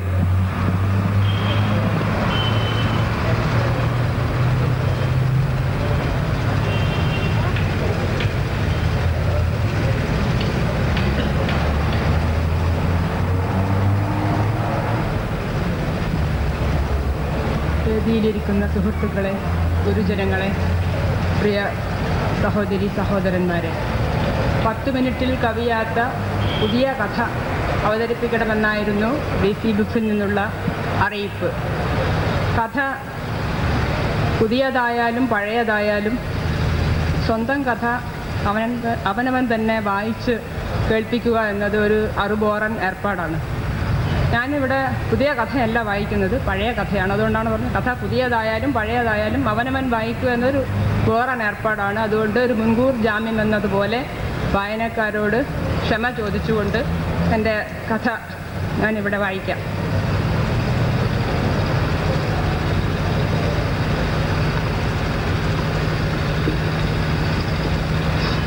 കരച്ചപ്പെട്ടി. രാവിലെ തുടങ്ങിയല്ലോ നാശം. രാവിലെ ഒരു വഴിക്കിറങ്ങുമ്പോഴാ അവളുടെ പൂങ്കണ്ണീര്. കട്ടിലിൽ ചുരുണ്ടുകൂടി കിടന്ന് തേങ്ങുന്ന ഭാര്യയെ നോക്കി ഹസൻകുട്ടി കയർത്തു. ബീവാത്തു സങ്കടത്തോടെ കട്ടിലിൽ എണീറ്റിരുന്നു. തലക്കകത്ത് ആശാരിപ്പണി നടക്കുന്നത് പോലെ. തട്ടലും മുട്ടലും ആണിയടിക്കലും. എന്നും രാവിലെ എഴുന്നേറ്റാൽ ഇത് തന്നെ. തല പൊളിയുന്ന വേദന. ഭർത്താവിനോട് പറയണമെന്ന് കുറേ ദിവസമായി കരുതുന്നു. അയാളുടെ തിക്കും തിരക്കും അക്ഷമയും കാണുമ്പോൾ പറയാൻ വിചാരിച്ചത് മറക്കും. കണ്ണു നിറയും.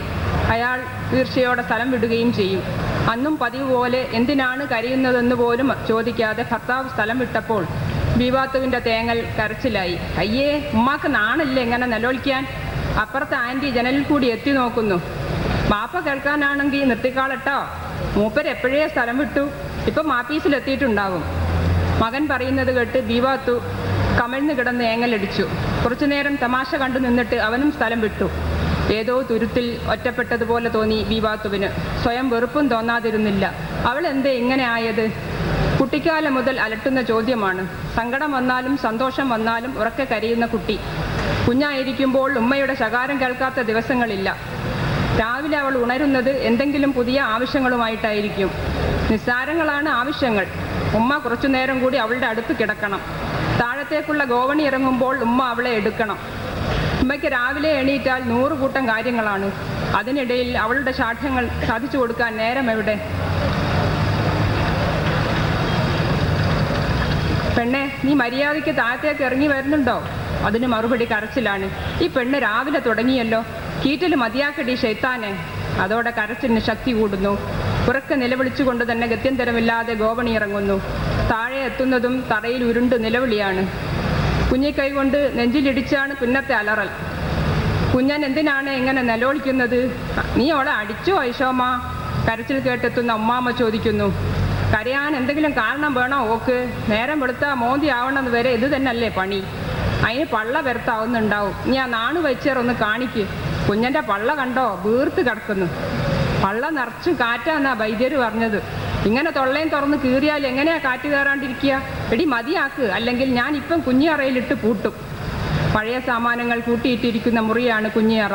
നിരയിളകിയ പത്തായം, കാലൊടിഞ്ഞ കസാലുകൾ, ഓട്ടപാത്രങ്ങൾ തുടങ്ങിയ ലൊട്ടിലൊടുക്ക് സാധനങ്ങളാണ് കുഞ്ഞിയറ നിറയെ. അതിനകത്ത് കാറ്റും വെളിച്ചവും കയറില്ല. പാത്രങ്ങൾക്കുള്ളിൽ പിയോ പിയോ കരയുന്ന എലിക്കുഞ്ഞുങ്ങൾ. എലിയെ പിടിക്കാൻ പതുങ്ങിയിരിക്കുന്ന പുള്ളിപ്പൂച്ച. ചുമരിലും പത്തായച്ചുവെട്ടിലും നിറയെ പല്ലികൾ. പല്ലിയെ കാണുമ്പോൾ അവൾക്ക് ഓക്കാനം വരും.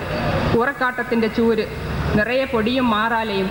5 നിമിഷം തികച്ചും അതിനകത്തിരുന്നാൽ വെന്തുരുകും. അവൾ നിർത്താതെ കരയുമ്പോൾ ഉമ്മ എടുക്കുന്ന അവസാനത്തെ അടവാണ് കുഞ്ഞിയറ ഭീഷണി.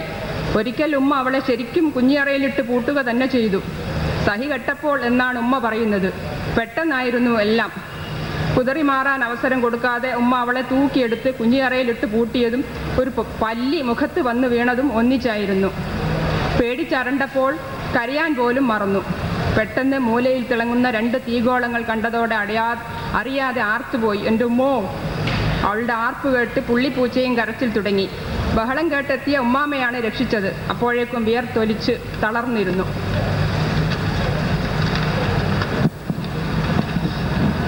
ഇങ്ങനത്തെ കടുപ്പം ചെയ്യല്ലേ ഐശോമ. കുഞ്ഞൻ വിശർത്തൊലിച്ച് താളുപോലായിപ്പോയി. ഉമ്മാമ ശാസിച്ചു. ഉമ്മയാ ഓളെ വിടക്കാക്കുന്നത്. ഓളൊരു പെൺകുട്ടിയല്ലേ, ഇങ്ങനത്തെ ഭാഷ നന്നോ? നീ ഭാഷ കുറഞ്ഞോളാ, വലുതാവുമ്പോൾ മാറിക്കോളും, ഉമ്മാമ ആശ്വസിപ്പിച്ചു. ഉമ്മ കുഞ്ഞിയറ ഭീഷണി തുടർന്നുകൊണ്ടേയിരുന്നു. ഉമ്മ തൂക്കിയെടുത്ത് കുഞ്ഞിയറയുടെ വാതിൽക്കൽ എത്തുന്നതും അവളുടെ കരച്ചിൽ വിതുമ്പലായി മാറും. ചുണ്ട് കടിച്ചു പിടിച്ചുകൊണ്ടാണ് വിതുമ്പുക. അവളിരുന്ന് കരയുന്നത് കാണാത്ത ഭാവത്തിൽ ഉമ്മ മറ്റു ജോലികളിൽ മുഴുകും. ഉമ്മാമയും അവളെ തഴഞ്ഞ് അടുക്കളയിലേക്ക് നടക്കുന്നത് കാണുമ്പോൾ അവൾ സങ്കടപ്പെട്ട് വീണ്ടും കരച്ചിൽ തുടങ്ങും. അപ്പോൾ ഉമ്മാമ അലിവോടെ പറയും, ഉമ്മാമാൻ്റെ ഒപ്പരം വന്നാൽ ഉടവായൊക്കെ തരാം. അവൾ ഇടം കണ്ണിട്ട് ഉമ്മയെ നോക്കും. ഉമ്മ അവളെ മറന്ന മട്ടാണ്. കിണറ്റുകരയിൽ ഉപ്പയുടെ മുണ്ടും ഷർട്ടും കഴുകുന്ന മറിയത്തിന് നിർദ്ദേശം കൊടുക്കുകയായിരിക്കും ഉമ്മ. ഉമ്മയ്ക്ക് തിരക്കൊഴിഞ്ഞ നേരമില്ല. അവിടെ തന്നെ ഇരുന്നാൽ ഉമ്മാമയും ചിലപ്പോൾ അവളെ മറക്കാനിടയുണ്ട്. ഒടവാഴക്കയുടെ മധുരം ഓർക്കുമ്പോൾ വായിൽ കപ്പലോട്ടം. പഴുത്ത നേന്ത്രപ്പഴം കീറി വെയിലത്തുണക്കി പഞ്ചസാരപ്പാവിൽ മുക്കിയുണ്ടാക്കുന്ന ഒടവാഴക്ക ഭരണി ഉമ്മാമയുടെ കസ്റ്റഡിയിലാണ്. ഇനിയും വാശി പിടിച്ചാൽ അതും കൂടെ കിട്ടാതാവും. ചുണുങ്ങിക്കൊണ്ട് ഉമ്മയുടെ പിന്നാലെ നടക്കുന്നു. അടുക്കളയിലെത്തുന്ന ഉമ്മാമ ഒടവാഴക്കയുടെ കാര്യം മാത്രമല്ല, അവളെപ്പോലും മറന്ന മട്ടാണ്. പണിക്കാരികൾ ഉമ്മാമയെ കാണുന്നതോടെ കളിതമാശകൾ നിർത്തിയിരിക്കും. അരവുകാരി ഉമ്മമ്പിയുമ്മ മുളകരയ്ക്കുന്നതിനിടയിൽ അവളോടൊരു കുശലം. പരുത്ത ബാല്യക്കാരത്തിയായിട്ട് ബമ്പത്തി എന്തിനാ ഇങ്ങനെ എപ്പോഴും നിലവിളിക്കണത്? അവൾ ചുണ്ടുകൊട്ടി വീണ്ടും കരച്ചിൽ തുടങ്ങാൻ ഭാവിക്കുന്നത് കാണുമ്പോൾ അവർ അടവ് മാറ്റും. അരവ് കഴിഞ്ഞിട്ട് ഞമ്മക്ക് പൂത്താലി പറിക്കാൻ പോണട്ടാ. അപ്പോൾ അവളുടെ മുഖത്ത് പാൽ നിലാവ്. ബമ്പത്തികൾ അങ്ങനാ, എപ്പോഴും ചിരിക്കും. ചിരിക്കുമ്പോൾ എന്താ മൊഞ്ച്. അതോടെ മുഖത്ത് തെളിച്ചം. ഉമ്മാമയുടെ കാച്ചിക്കോന്തല പിടിച്ചുകൊണ്ട് കാരണവത്തിയെ പോലെ അവളും നടക്കുന്നു.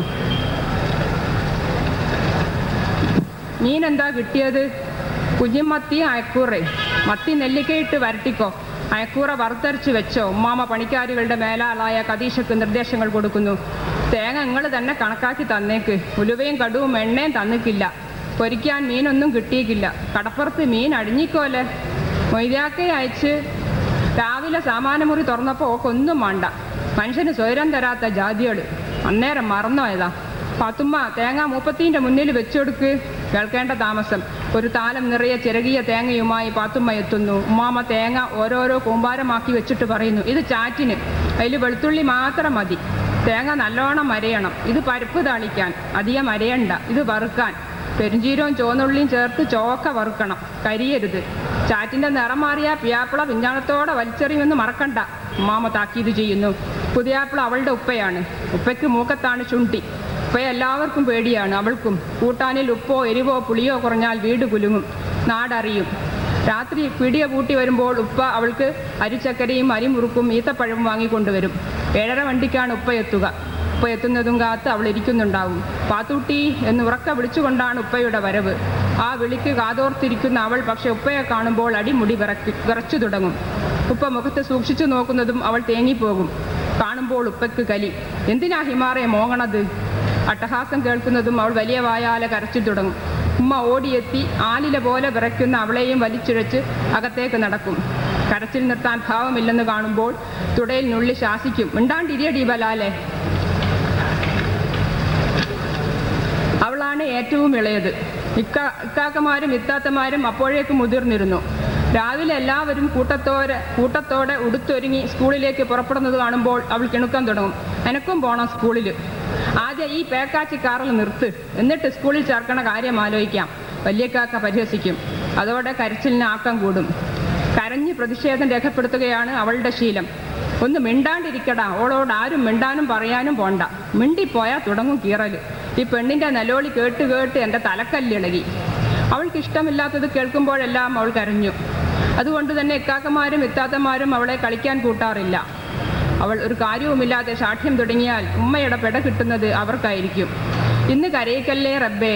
എന്നും രാവിലെ എഴുന്നേൽക്കുമ്പോൾ അവൾ പടച്ചവനോട് തേടാറുണ്ട്. അള്ളാഹു അവളോട് കനിവ് കാട്ടാറില്ല. അവൾക്ക് ഇഷ്ടമില്ലാത്തത് ആരെങ്കിലും പറയുകയോ പ്രവർത്തിക്കുകയോ ചെയ്യും. പിന്നെ എങ്ങനെ കരയാതിരിക്കും? ഏടെന്ന് കിട്ടി ഉമ്മാക്ക് ഈ കരച്ചപ്പെട്ടീനെ? ഇതിനെ ഉമ്മ പെറ്റത് തന്നെയാ എന്ന് ഏതെങ്കിലും ഇക്കാക്കമാർ ചോദിച്ചാൽ അവൾ എങ്ങനെ കരയാതിരിക്കും? അള്ളാണ് ഇവളെ ഞാൻ പെറ്റതല്ല.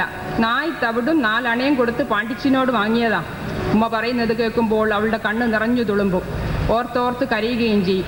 എന്തിനാണ്ടി ഇങ്ങനെ കിടന്ന് മോങ്ങണത്? കാക്കമാരിൽ ഒരാൾ തലക്ക് മേടുമ്പോൾ നിർത്താൻ വിചാരിച്ച കരച്ചിലിന് ശക്തി കൂട്ടാതിരിക്കുന്നത് എങ്ങനെ? അവൾ ഇങ്ങനെ തൊട്ടതിനും പിടിച്ചതിനുമൊക്കെ കരയുന്നതിനെക്കുറിച്ച് വീട്ടിൽ പല അഭിപ്രായങ്ങളുണ്ടായിരുന്നു. പെണ്ണ് തർക്കം പിടിക്കണതാ. ഉപ്പയും ഉമ്മയും തർക്കിച്ച് പറയും. കുട്ടിക്ക് വയറിന് കാര്യമായ എന്തോ അസുഖമുണ്ടെന്നാണ് ഉമ്മാമയുടെ പക്ഷം.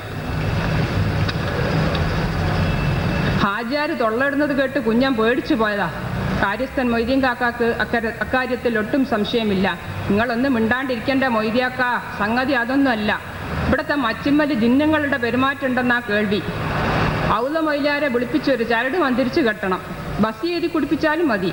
മുട്ടത്തോടിലും മന്തിരിച്ചെഴുതി ഒരു മാറ്റൽ കഴിപ്പിച്ചാൽ കുഞ്ഞൻ്റെ കരച്ചിൽ അപ്പം നിൽക്കും. പണിക്കാരി കദീഷക്കും അവളുടേതായ അഭിപ്രായമുണ്ട്. ഉമ്മാക്കും വേണ്ടാത്ത വാപ്പാക്കും വേണ്ടാത്ത പാണ്ടിച്ചി കുട്ടീനെ ഓട്ടത്തോണിയിൽ ടൊയ്ക്കിക്കാളാ കാക്കമാർ നീട്ടിപ്പാടുന്നത് ഇപ്പോഴും കാതിൽ വന്ന് അലയ്ക്കാറുണ്ട്. തികട്ടി വന്ന കരച്ചിലടക്കിക്കൊണ്ട് ബീവാത്തു എഴുന്നേറ്റു. ഭർത്താവ് ഉച്ചയ്ക്ക് ഉണ്ണാനെത്തും. മക്കളും വരും. ചോറും കറികളും നേരത്തിനായില്ലെങ്കിൽ അവർ മുഷിയും. അത് കാണുമ്പോൾ അവളുടെ കണ്ണ് കലങ്ങും. എന്തിനാ കലങ്ങുന്നത്? ഉത്തരം ഇനിയും കിട്ടുന്നില്ല. തികട്ടി വന്ന തേങ്ങൽ വിഴുങ്ങി വീവാത്തു അടുക്കളയിലേക്ക് നടന്നു. കറണ്ട് ബുക്സ് സുവർണ ജൂബിലി പ്രമാണിച്ച് പ്രസിദ്ധീകരിച്ച 8 നോവലുകളിൽ ഒന്നായ പൂർവാപരം എന്ന നോവലിന്റെ കർത്താവ് ശ്രീ കണ്ണൻ കരിങ്ങാടാണ് അടുത്തതായി കഥ അവതരിപ്പിക്കുന്നത്. ശ്രീ കണ്ണനെ ക്ഷണിക്കുന്നു.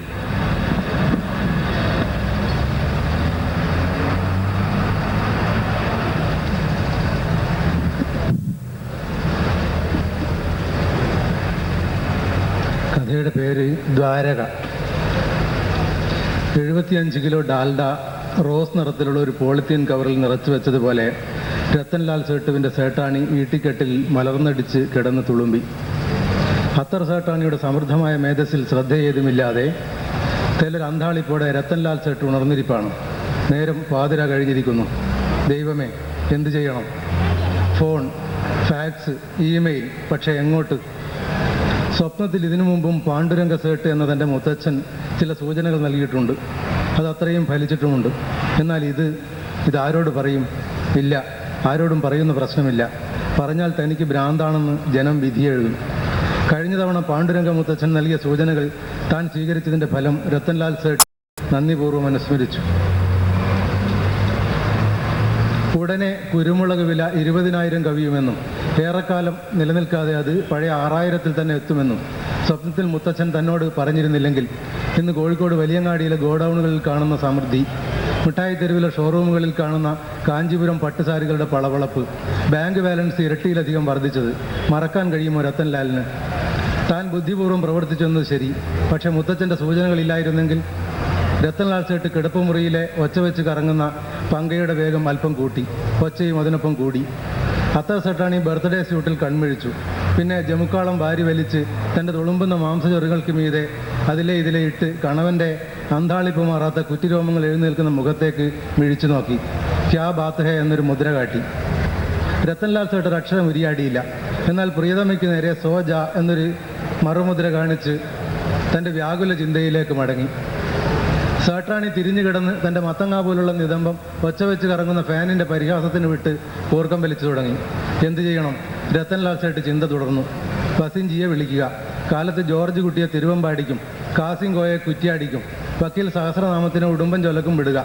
അവിടെ ചുളുവിലേക്ക് കിട്ടുന്ന പീഡിക മുറികൾ, ടൗണിനോട് ചേർന്നുള്ള നിരപ്പായ സ്ഥലങ്ങൾ, ഉടനെ അറ്റകുറ്റപ്പണികൾ വേണ്ടാത്ത കെട്ടിടങ്ങൾ, ഇവ പരമാവധി രത്തൻലാൽ സേട്ട് ആൻഡ് കമ്പനിക്ക് വേണ്ടി വിലക്ക് വാങ്ങുക. ആളുകൾ ഭ്രാന്താണെന്ന് പറഞ്ഞേക്കും, പറയട്ടെ. ബസിൻജി എതിർക്കാനിടയില്ല. തൻ്റെ തീരുമാനങ്ങൾ ആലോചനാപൂർവ്വമുള്ളതായിരിക്കുമെന്ന് അദ്ദേഹത്തിന് അറിയാം. അത്ര നല്ല ഉറക്കമാണ്. നിതംബം പങ്കയുടെ കാറ്റിൽ തുളുമ്പിക്കൊണ്ടിരുന്നു. അവൾ ഉറങ്ങിയത് ഏതായാലും നന്നായി. വേണ്ടാത്ത ചോദ്യങ്ങൾ ചോദിച്ച് അലോസരമുണ്ടാക്കുകയില്ലല്ലോ. രത്തൻലാൽ സേട്ട് എഴുന്നേറ്റ് നടന്നു തുടങ്ങി. ഈ ഒരു സ്വപ്നത്തിൻ്റെ കാര്യം ഏതായാലും ബസിൻജിയോട് പോലും പറയാൻ പറ്റില്ല. മലയാളത്തുകാർ എന്തൊക്കെ കുറ്റം പറഞ്ഞാലും ദേശസ്നേഹമുള്ളവരാണ്. മനുഷ്യൻ്റെ ഉള്ളിലുള്ള അടങ്ങാത്ത ആഗ്രഹങ്ങളാണ് സ്വപ്നങ്ങളുടെ രൂപത്തിൽ വെളിവാകുന്നത് എന്ന് കേട്ടിട്ടുണ്ട്. ദൈവമേ, ഇത്തരത്തിലൊരു സ്വപ്നം കാണാൻ അത്തരത്തിൽ താൻ ഒരിക്കലും ചിന്തിച്ചിട്ട് പോലുമില്ലല്ലോ. ഇതേതായാലും ആഗ്രഹത്തിൻ്റെ ഫലമൊന്നുമല്ല. സേട്ടു സമാധാനിക്കാൻ ശ്രമിച്ചു. സമയം കുറേ വൈകിയെന്ന് തോന്നുന്നു. താഴെ സെക്യൂരിറ്റി നിൽക്കുന്ന ഗൂർഖ പൊടി വലിച്ച് തുമ്മുന്നതിൻ്റെ ശബ്ദം ഇടയ്ക്കിടെ കേൾക്കുന്നുണ്ട്. മറ്റുള്ളവരെല്ലാം നല്ല ഉറക്കമാണ്. തീരുമാനത്തിൽ മാറ്റം വരുത്തേണ്ടതില്ല. ജോർജ് കുട്ടി തിരുവമ്പാടിക്കും, കാസിം കോയെ കുറ്റിയാടിക്കും, വക്കീൽ സഹസ്രനാമം കുടുംബം ജോലയ്ക്കും കാലത്ത് തന്നെ പുറപ്പെടട്ടെ. ക്യാഷ് കൊണ്ടുപോകേണ്ടതില്ല. വേണ്ടവർക്ക് ചെക്ക് നൽകട്ടെ. സ്വപ്നമനുസരിച്ച് ജൂലൈ 14 ഇനിയും ഒരു മാസത്തിലധികം സമയമുണ്ട്. അതിനു മുമ്പ് എന്തൊക്കെ നടക്കേണ്ടതുണ്ട്? രത്തൻലാൽ സേട്ട് കണക്ക് കൂട്ടാൻ തുടങ്ങി. ആദ്യമായി പ്രമാണങ്ങൾ മുഴുവൻ രജിസ്റ്റർ ചെയ്ത് വാങ്ങണം. കുറ്റ്യാടിയിലും തിരുവമ്പാടിയിലും ഭൂമിക്ക് വില കൂടുതലായിരിക്കും. കുടുംബം ജോലയിൽ കുറവായിരിക്കാനാണ് സാധ്യത. കുമിളിയിലും പീരുമേട്ടിലും കൂടി അന്വേഷിപ്പിക്കണം. എന്തിനാണെന്ന് പലരും അന്വേഷിച്ചെന്നിരിക്കും. ബിസിനസ് ഒന്ന് വിപുലപ്പെടുത്താൻ എന്ന് മാത്രം തൽക്കാലം പറയാം. അടുത്ത പടിയാണ് പ്രശ്നം. നഗരത്തിലെ ഗോഡൌണുകളിൽ നിന്നും അരിയും പലവ്യഞ്ജനങ്ങളും തുണിയും കൊപ്രയും മറ്റും മലയോരങ്ങളിലേക്ക് കടത്തുന്നത് കാണുമ്പോൾ ജനം വെറുതെ ഇരിക്കുമോ? അതറിയാതെ അവർക്ക് ഉറക്കം വരുമോ? എന്തു പറയും ഭഗവാനെ? വിനായക, ഇതാരോടെങ്കിലും പറയാൻ പറ്റുമോ? സമയം 3 മണിയായി. രത്തൻലാൽ സേട്ട് കഴിഞ്ഞ 2 മണിക്കൂറായി തൻ്റെ കിടപ്പുമുറിയിൽ തലങ്ങം വിലങ്ങം നടക്കാൻ തുടങ്ങിയിട്ട്. ഇപ്പോൾ ഒരു 8 കിലോമീറ്ററെങ്കിലും നടന്നു കാണും. ഒടുക്കം ഒരു തീരുമാനമെടുത്ത പോലെ രത്തൻലാൽ സേട്ട് തൻ്റെ കട്ടിലിൽ ചെന്നിരുന്നു. അടയാളമുള്ള ഒരു മലയാളം സിനിമയുടെ പോസ്റ്റർ പോലെ അത്തർ ഈട്ടിക്കട്ടിലിൽ വശം ചെരിഞ്ഞ് കിടപ്പാണ്. രത്തൻലാൽ ജമുക്കാളം കൊണ്ട് അത്തറിനെ മൂടി. പാണ്ഡുരംഗ മുത്തച്ഛൻ മുന്നറിയിപ്പില്ലാതെ തൻ്റെ കിടപ്പുമുറിയിലേക്ക് കടന്നു വന്നേക്കും എന്ന് ഭയന്നിട്ടെന്ന പോലെ. അപ്പോൾ പുറത്ത് എന്തോ മുഴക്കം കേൾക്കുന്നത് പോലെ അയാൾക്ക് തോന്നി. ആ തീയതി ഇനി ജൂൺ 14 ദൈവമേ? ഇല്ല, താനത് അന്നേ ഡയറിയിൽ കുറിച്ചതല്ലേ, ജൂലൈ 14 തന്നെ, സംശയമില്ല. പിന്നെ ഈ മുഴക്കമോ? പേടിച്ചു പോയി. അത് തെക്കോട്ടേക്കുള്ള ഒരു ഗുഡ്സ് വണ്ടി പോയതാണ്. കുറച്ചു നേരം കൂടി സേട്ട് കട്ടിലിൽ തന്നെ ഇരുന്നു. ആ സ്വപ്നത്തിൻ്റെ കാര്യം ഓർക്കുമ്പോൾ നടുക്കം വിട്ടുമാറുന്നില്ല. അമേരിക്കയിൽ പഠിക്കുന്ന മകൻ വിഘ്നേശ്വറിന് ജൂലൈ 10 കഴിഞ്ഞാൽ കോണ്ടൂർ മാപ്പ് നോക്കി ഏതെങ്കിലും ഉയർന്ന പ്രദേശത്ത് ചെന്ന് താമസിച്ചു കൊള്ളണമെന്നും എയർ ഇന്ത്യയിൽ ഹോസ്റ്റസായി ജോലി ചെയ്യുന്ന മകൾ കൽപ്പനയോട് ജൂലൈ 10 മുതൽ ഒരാഴ്ച ലീവൊന്നും എടുക്കാതെ ഫ്ലൈറ്റിൽ തന്നെ കഴിഞ്ഞോളാനും നാളെ തന്നെ ഫാക്സ് അയക്കണം. സേട്ട് അത്തറിന് ഒരു വശത്തേക്ക് തള്ളി നീക്കി ഇടമുണ്ടാക്കി കട്ടിലിൽ കിടന്നു. വെളുപ്പിനുണരണം. അലാറം 5-നാണ് വെച്ചിരിക്കുന്നത്. അത് 4:30 മാറ്റണോ? അല്ലെങ്കിൽ വേണ്ട, 5 മണിക്ക് വിളിച്ചു പറഞ്ഞാൽ തന്നെ എല്ലാവരും 5-ന് വിളിച്ചു പറഞ്ഞാൽ തന്നെ എല്ലാവരും 5:30 റെഡിയാവും. ആ സഹസ്രനാമത്തിൻ്റെ കാര്യമാണ് അമാന്തം. രത്തൻലാൽ സേട്ട് കട്ടിലിൽ നിന്ന് ചാടി എണീറ്റു. ടേബിൾ ക്ലോക്ക് എടുത്ത് അലാറം 4:30 വെച്ചു. പിന്നെയും വന്ന് ഓരോന്ന് ആലോചിച്ചുകൊണ്ട് അങ്ങനെ കിടന്നു. പാണ്ഡുരംഗ മുത്തച്ഛൻ സ്വപ്നത്തിൽ വന്നതും താൻ കുഞ്ഞായിരുന്ന കാലത്തെന്ന പോലെ രത്തൻലാൽ ബേട്ട എന്ന് വാത്സല്യപൂർവ്വം വിളിച്ചതും പിന്നെ തൻ്റെ കയ്യും പിടിച്ച് ഉയർന്നു പോയതും മുത്തച്ഛൻ പറഞ്ഞ കാര്യങ്ങൾ ഓർത്തപ്പോൾ രത്തൻലാൽ സേട്ട് കിടന്നിടത്തു നിന്നും വീണ്ടും എഴുന്നേറ്റു. ഇനി ആ തീയതി എങ്ങാൻ ജൂൺ 14 ആണെങ്കിലോ? സേട്ട് അലമാര തുറന്നു. ഡയറിയും കണ്ണടയും തപ്പിയെടുത്തു. ഡയറി തുറന്ന് പരിശോധിച്ചു. അതെ, ജൂൺ 14 തന്നെ. അപ്പോഴാണ് രത്തൻലാൽ സേട്ട് ഓർത്തത്, താൻ തീയതി മാത്രമല്ലേ കുറിച്ചിട്ടുള്ളൂ, എന്തുകൊണ്ട് ആ സ്വപ്നം കൂടി ഡയറിയിൽ കുറിച്ച് വെച്ചുകൂടാ? തൻ്റെ സ്വകാര്യ ഡയറി ആരും കാണാൻ പോകുന്നില്ല. തന്നെയുമല്ല, മലയാളത്തിലോ ഇംഗ്ലീഷിലോ അതിലൊരു അക്ഷരം പോലും എഴുതാറുമില്ല. മറാഠി അറിയുന്നവർ അത്തറും ബസും ചെയ്യാനല്ലാതെ മറ്റാരും ഈ പരിസരത്തൊന്നും വരാനുമിടയില്ല. അവരിതൊന്നും ശ്രദ്ധിക്കുകയുമില്ല. രത്തൻലാൽ സേട്ട് തൻ്റെ മുത്തച്ഛൻ്റെ സൂചന അടങ്ങിയ സ്വപ്നം ഡയറിയിൽ കുറിച്ചു വെക്കാൻ തുടങ്ങി. 2002 ജൂൺ 4 ചൊവ്വാഴ്ച. ഇന്ന് രാത്രി 12 മണിക്കും 1 മണിക്കും ഇടയിൽ ഞാനൊരു സ്വപ്നം കണ്ടു. ഞാൻ വലിയങ്ങാടിയിലെ പാണ്ഡികശാലയിൽ ഒരു ഉരുളം തലയിണയിൽ ചാരി മറ്റൊന്ന് കാൽമുട്ടിന് കീഴെയും വെച്ചിരിക്കുകയായിരുന്നു. മുഖപരിചയമുള്ള ഒരാൾ പെട്ടെന്ന് പാണ്ഡികശാലയിലേക്ക് കയറി വന്നു. ഞാൻ ഞെട്ടിപ്പോയി. അത് വർഷങ്ങൾക്ക് മുമ്പ് മരിച്ചുപോയ പാണ്ഡുരംഗ മുത്തച്ഛനായിരുന്നു. ഞാൻ പിടഞ്ഞെഴുന്നേറ്റ് മുത്തച്ഛനെ വണങ്ങി. മുത്തച്ഛൻ എത്രയോ വർഷം വ്യാപാരം നടത്തിയ പാണ്ഡികശാലയാണത്. അദ്ദേഹം ഉള്ളിലേക്ക് കടന്നു. പിന്നെ രത്തൻലാൽ ബേട്ട എന്ന് കൈകാട്ടി വിളിച്ചുകൊണ്ട് ഉണ്ടക്കൊപ്ര ചാക്കിൽ നിറച്ച് അട്ടിയിട്ട ഒരിടത്തേക്ക് എന്നെ മാറ്റി നിർത്തി. പിന്നെ പറഞ്ഞു, രത്തൻലാൽ ബേട്ട, പടിഞ്ഞാറോട്ട് നോക്ക്, ഭയപ്പെടരുത്. മുത്തച്ഛൻ കൈ ചൂണ്ടിയ ഭാഗത്തേക്ക് ഞാൻ നോക്കി. അവിടെ അഴികളില്ലാത്തൊരു കിളിവാതിൽ പോലെ 1.5 അടി ചതുരത്തിൽ ഒരു വിടവ് കാണാമായിരുന്നു. അതിനു മുകളിൽ ആ തീയതി വ്യക്തമായി കുറിച്ചിരുന്നു. 2002 ജൂൺ 14 ഞായറാഴ്ച. മുത്തച്ഛൻ ചവയ്ക്കാറുള്ള ജാപ്പാണം പുകയിലയുടെ ഗന്ധം എനിക്ക് അനുഭവപ്പെട്ടു. ഞാൻ ആ വിടവിലൂടെ ആ കാഴ്ച കണ്ടു. ഭയങ്കരമായ എന്തോ സംഭവിക്കാൻ പോകുന്നതായി എനിക്ക് തോന്നി. ഞാൻ നോക്കി നിൽക്കെ ആ വിടവിൽ അറബിക്കടൽ ഇളകി മറിയാൻ തുടങ്ങി. തിരമാലകൾ വലിയ കുന്നുകളുടെ രൂപത്തിൽ ഉയരാൻ തുടങ്ങി. മുത്തച്ഛൻ എൻ്റെ കയ്യിൽ മുറുകെ പിടിച്ചു. ഞങ്ങൾ മുകളിലോട്ട് ഉയർന്നു തുടങ്ങി. ഇപ്പോൾ ഞങ്ങൾക്ക് കടലിൽ താഴ്ന്ന ചാലിയവും ബേപ്പൂർ തുറമുഖവും പുലിമുട്ടും കാണാം. അവിടെ ദ്വീപിലെ ആമിൻകോയയ്ക്ക് വേണ്ടി പണിതീർത്ത് വെച്ച ഒരു വലിയ ഉരു, അത് പണിയാൻ കെട്ടിയ ഓല ഷെഡോടുകൂടി തിരകൾക്ക് മീതെ പടിഞ്ഞാറോട്ട് ഒഴുകിപ്പോകുന്നത് കണ്ടു. പിന്നെ മിഠായി തെരുവിലെ ഷോറൂമുകളിൽ നിന്നും പട്ടുസാരിയും ചുരിദാറുകളും ഹൽവ നിറച്ച ചില്ലലമാരകളും ഒഴുകിപ്പോകാൻ തുടങ്ങി. ഭഗവാനെ, ഇത് കേവലം എൻ്റെ ഒരു സ്വപ്നം മാത്രമായിരിക്കണേ, ഞാൻ പ്രാർത്ഥിച്ചു. കടൽ കറുത്ത് ഭീകരരൂപം പ്രാപിക്കുകയാണ്. അലച്ചാർത്തുകൾ മഷി കലക്കിയതുപോലെ ഞങ്ങളുടെ ദേഹത്തും ചിതറി വീണുകൊണ്ടിരുന്നു. ഞങ്ങൾ ഉയർന്നു പൊങ്ങി രക്ഷപ്പെട്ടുകൊണ്ടിരുന്നു. ആനിഹാൾ റോഡും ഓവർ ബ്രിഡ്ജും റെയിൽവേ സ്റ്റേഷനും മാനാഞ്ചിറ സ്ക്വയറും മൊഫ്യൂസൽ ബസ് സ്റ്റാൻഡും എല്ലാം അപ്രത്യക്ഷമായിക്കൊണ്ടിരിക്കെ ഇപ്പോൾ മാറാടും പുറക്കാടും പൂന്തുറയും ഒക്കെ കടലെടുത്ത് കഴിഞ്ഞിരിക്കുമെന്ന് എനിക്ക് തോന്നി.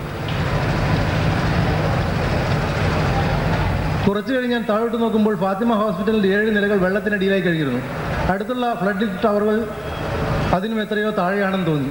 അപ്പോൾ നഗരത്തിന് മുകളിൽ ആടി ഒഴുകിക്കൊണ്ടിരുന്നത് മോട്ടോർ വാഹനങ്ങളോ യമഹ എഞ്ചിൻ ഘടിപ്പിച്ച മോട്ടോർ ബോട്ടുകളോ എന്ന് തിരിച്ചറിയാൻ കഴിഞ്ഞില്ല. ഇരുൾ വ്യാപിച്ചു തുടങ്ങുകയായിരുന്നു. അതിനിടയ്ക്കൊരു ശബ്ദം ഇങ്ങനെ പറയുന്നതായി വ്യക്തമായി കേട്ടു. മലാപ്പുറമും വെള്ളിമാട് കുന്നും ചേവായൂരും മുങ്ങി. അത്രയേ കേൾക്കേണ്ടതുണ്ടായിരുന്നുള്ളൂ. ഇപ്പോൾ കണ്ണൂരും മാഹിയും പൊന്നാനിയും കൊച്ചിയും കോട്ടയവും തിരുവനന്തപുരവും 1 കിലോമീറ്ററെങ്കിലും വെള്ളത്തിനടിയിലായി കഴിഞ്ഞിരിക്കുമെന്ന് ഞാൻ ഊഹിച്ചു. അതിനിടയ്ക്ക് ഒരു വാർത്താശകലം എൻ്റെ കാതുകളിൽ വന്നലച്ചു. കനേഡിയൻ സഹായത്തോടെ റെയിൽപാളങ്ങളും സ്ലീപ്പറുകളും കടലിൽ നിന്നും ഉയർത്തിയെടുത്ത് മലയോരങ്ങളിലൂടെ സ്ഥാപിക്കാനുള്ള ശ്രമം യുദ്ധകാലാടിസ്ഥാനത്തിൽ നടക്കുകയാണ്. ആര് എന്തിനൊന്നും അറിയാൻ കഴിഞ്ഞില്ല. അപ്പോൾ തിരുവമ്പാടിയിലും കുറ്റ്യാടിയിലും ഉടുമ്പൻചോലയിലും റെയിൽവേ സ്റ്റേഷനുകൾ വരാതിരിക്കില്ല, ഞാൻ കരുതി. അതിനിടെ മുത്തച്ഛൻ ഇങ്ങനെ പറയുന്നത് കേട്ടു. പരശുരാമൻ മഴുവെറിഞ്ഞ് വീണ്ടെടുത്ത കേരളത്തിൻ്റെ പകുതി ഭാഗം 1-ാം ഗഡുവായി കടൽ തിരിച്ചെടുത്തു കഴിഞ്ഞു. പണ്ട് യാദവന്മാർ തമ്മിൽ തല്ലിയപ്പോൾ ദ്വാരക കടലെടുത്തു പോലെ പോർബന്തറിന് എന്ത് സംഭവിച്ചു കാണുമോ ആവോ. അന്നേരം ആകാശത്ത് ചില ഇരമ്പങ്ങൾ കേട്ടു തുടങ്ങി. അത് കടലാക്രമണം നിരീക്ഷിക്കാൻ ഹെലികോപ്റ്ററിലെത്തിയ കേന്ദ്ര സംഘമായിരിക്കുമെന്ന് എനിക്ക് തോന്നി. മുത്തച്ഛൻ എൻ്റെ കയ്യിൽ പിടിവിട്ടു. ഇനി എന്നെ അവർ നോക്കിക്കൊള്ളും എന്ന് കരുതിയിട്ടെന്ന പോലെ. ഇത്രയും കുറിച്ച് കഴിഞ്ഞപ്പോൾ രത്തൻലാൽ സേട്ട് സ്വപ്നം കണ്ടുണർന്നപ്പോഴെന്ന പോലെ അടിമുടി വിയർപ്പിൽ കുളിച്ചു. അപ്പോൾ ടേബിൾ ക്ലോക്കിൽ അലാറം അടിച്ചു തുടങ്ങി. സമയം 4:30. രത്തൻലാൽ സേട്ട് ഫോണിനടുത്തേക്ക് നീങ്ങി. വസീംജിയെ വിളിക്കാൻ. ജോർജ് കുട്ടിയെ തിരുവമ്പാടിക്കും, കാസിം ഗോയെ കുറ്റ്യാടിക്കും, വക്കീൽ സഹസ്രനാമത്തിന് ഉടുമ്പും ജോലക്കും അയക്കണമല്ലോ. അത് കഴിഞ്ഞ് വേണം വിഘ്നേശ്വരന് അമേരിക്കയിലേക്കും കൽപ്പനയ്ക്ക് എയർ ഇന്ത്യയിലേക്കും ഫാക്സ് അയക്കാൻ. സേട്ടു ഡയൽ ചെയ്തു തുടങ്ങി. പുറത്ത് നഗരം അപ്പോഴും നല്ല ഉറക്കത്തിൽ തന്നെയാണ്. കറണ്ട് ബുക്സ് സുവർണ ജൂബിലി കഥാ സമാഹാരങ്ങളുടെ പരമ്പരയിൽ കഥാപാത്രങ്ങളും പങ്കെടുത്തവരും എന്ന കഥാ സമാഹാരം ശ്രീ സന്തോഷ് ഏച്ചിക്കാനത്തിനെ കഥ അവതരിപ്പിക്കാൻ ക്ഷണിക്കുന്നു. ഒരു ചിത്രകഥയിലെ നായാട്ടുകാർ. പതിവ് കാഴ്ചകളുടെ അകത്ത് ചില നുറുങ്ങു വിസ്മയങ്ങൾ കരുതി വയ്ക്കാറുള്ള സായങ്കാല നഗരത്തിലൂടെ നിങ്ങൾ ഒറ്റയ്ക്ക് നടക്കുകയാണെന്ന് വിചാരിക്കുക. മുന്നോട്ട് പോയിക്കൊണ്ടിരിക്കെ ദൂരെ എവിടെയോ നിന്ന് ഒരാൾ നിങ്ങളറിയാതെ നിങ്ങളെ വരച്ചെടുക്കുവാൻ ആരംഭിക്കുന്നു. വളരെ വേഗം നിങ്ങൾ അജ്ഞാതനായ ആ ചിത്രകാരൻ്റെ കടലാസിലെ ഒരു കഥാപാത്രമായി മാറുന്നു. അയാളുടെ മഷിപ്പേനയുടെ മുന ചലിക്കുന്നതിനനുസരിച്ചല്ലാതെ നിങ്ങൾക്ക് മുന്നോട്ട് ഒരു വഴിയും അനുവദിക്കപ്പെടുന്നില്ല. സ്വന്തം തീരുമാനം പോലെയല്ല, ഒരാൾ വരക്കുന്നതിനനുസരിച്ചാണ് നിങ്ങളുടെ പ്രയാണം. തികച്ചും അസംഭവ്യം.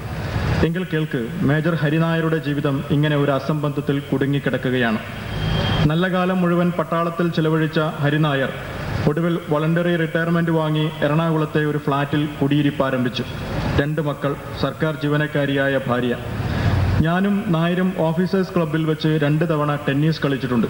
ആവശ്യത്തിന് കുടിക്കാറുള്ള മേജർക്ക് പക്ഷേ വോഡ്കയോടാണ് പ്രിയം. ഭാര്യയും കുട്ടികളുമൊക്കെയായി അവധിക്കാലം പോയതോടെ ഹരിനായർ ഫ്ളാറ്റിൽ തനിച്ചായി. അന്നു മുതൽ അയാളെ തീക്ഷ്ണമായ ഗൃഹാതുരത്വം പിടികൂടി. ജനിച്ചു വളർന്ന നാട്ടിൽ അടിയന്തരമായി എത്തിച്ചേരാൻ മനസ്സ് വെമ്പൽ കൊണ്ടു.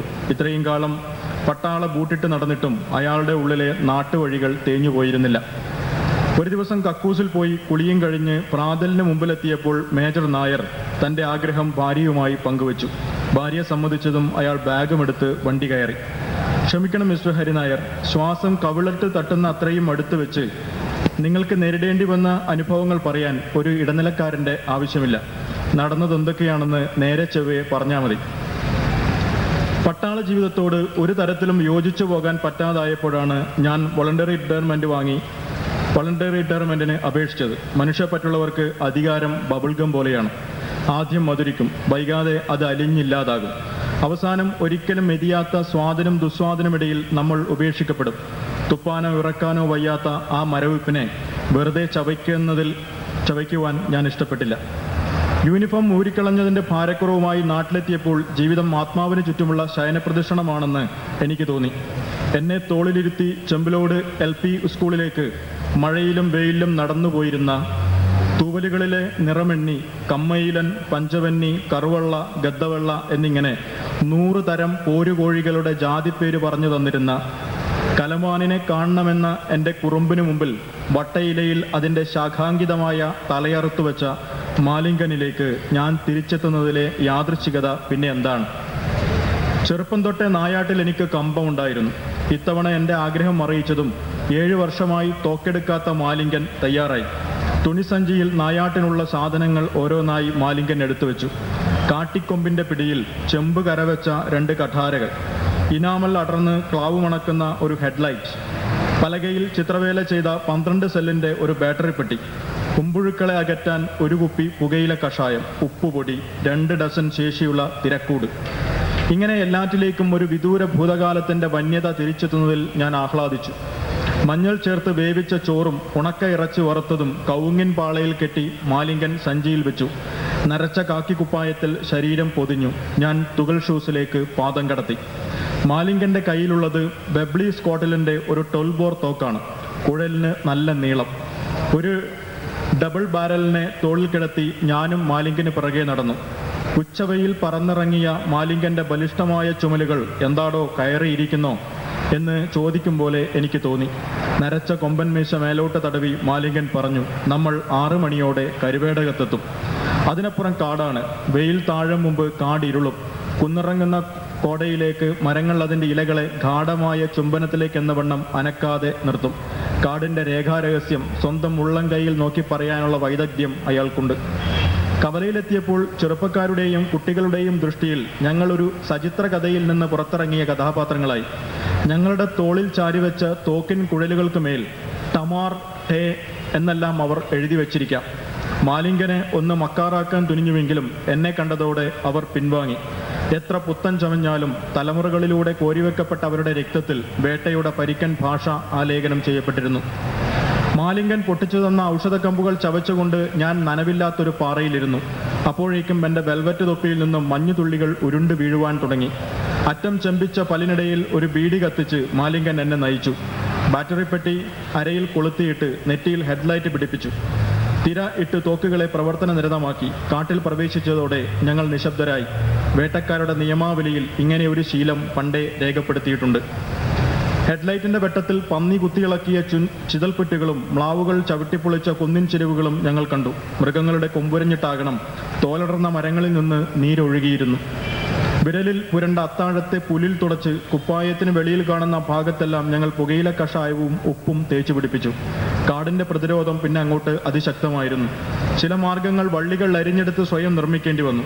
ദീർഘനേരത്തെ പ്രയത്നങ്ങൾക്കൊടുവിൽ ചോര പൊടിയുന്ന ശരീരവുമായി ഞങ്ങളൊരു മൈതാനത്തെ സമീപിച്ചു. മാലിംഗൻ ഹെഡ്ലൈറ്റ് കെടുത്തി. മഞ്ഞിലൂടെ നേരിയ നിലാവ് പുൽമേടുകളിലേക്ക് പരന്ന് മൈതാനത്തിന് മഞ്ഞ നിറം സമ്മാനിച്ചിരുന്നു. ഒറ്റയ്ക്ക് നിൽക്കുന്ന ഒരു മരം ദൂരെ ഞങ്ങൾ കണ്ടു. കാഞ്ചിയിൽ നിന്ന് വിരലെടുക്കാതെ ഞങ്ങൾ മുന്നോട്ട് നീങ്ങി. ഒറ്റ മരത്തെ കടന്നുപോയതും ആരോ ഞരങ്ങുന്നത് കേട്ടു. മാലിംഗൻ എന്നെ നോക്കി. ഹെഡ്ലൈറ്റ് കത്തിച്ചു. ചുറ്റുവട്ടത്ത് ആരോ ഉണ്ട്. പ്രാണന് വേണ്ടി ശ്വാസത്തിന്റെ ആഴങ്ങളിൽ തപ്പിക്കൊണ്ടിരിക്കുന്ന ഒരാൾ. അത്ര ദയനീയമായിരുന്നു ആ പിടച്ചൽ. മരത്തിന്റെ സ്വകാര്യതയെ ഉരിഞ്ഞെടുത്ത വെളിച്ചം ബലിഷ്ഠമായൊരു കൊമ്പിൽ കേന്ദ്രീകരിക്കപ്പെട്ടു. ആദ്യം കണ്ടത് തിരിയോലയാണ്, പിന്നെ മുഖപ്പാള. മരക്കൊമ്പിൽ കൈകൾ തൂക്കിയിട്ട് ആരോ കമിഴ്ന്ന് കിടക്കുന്നു.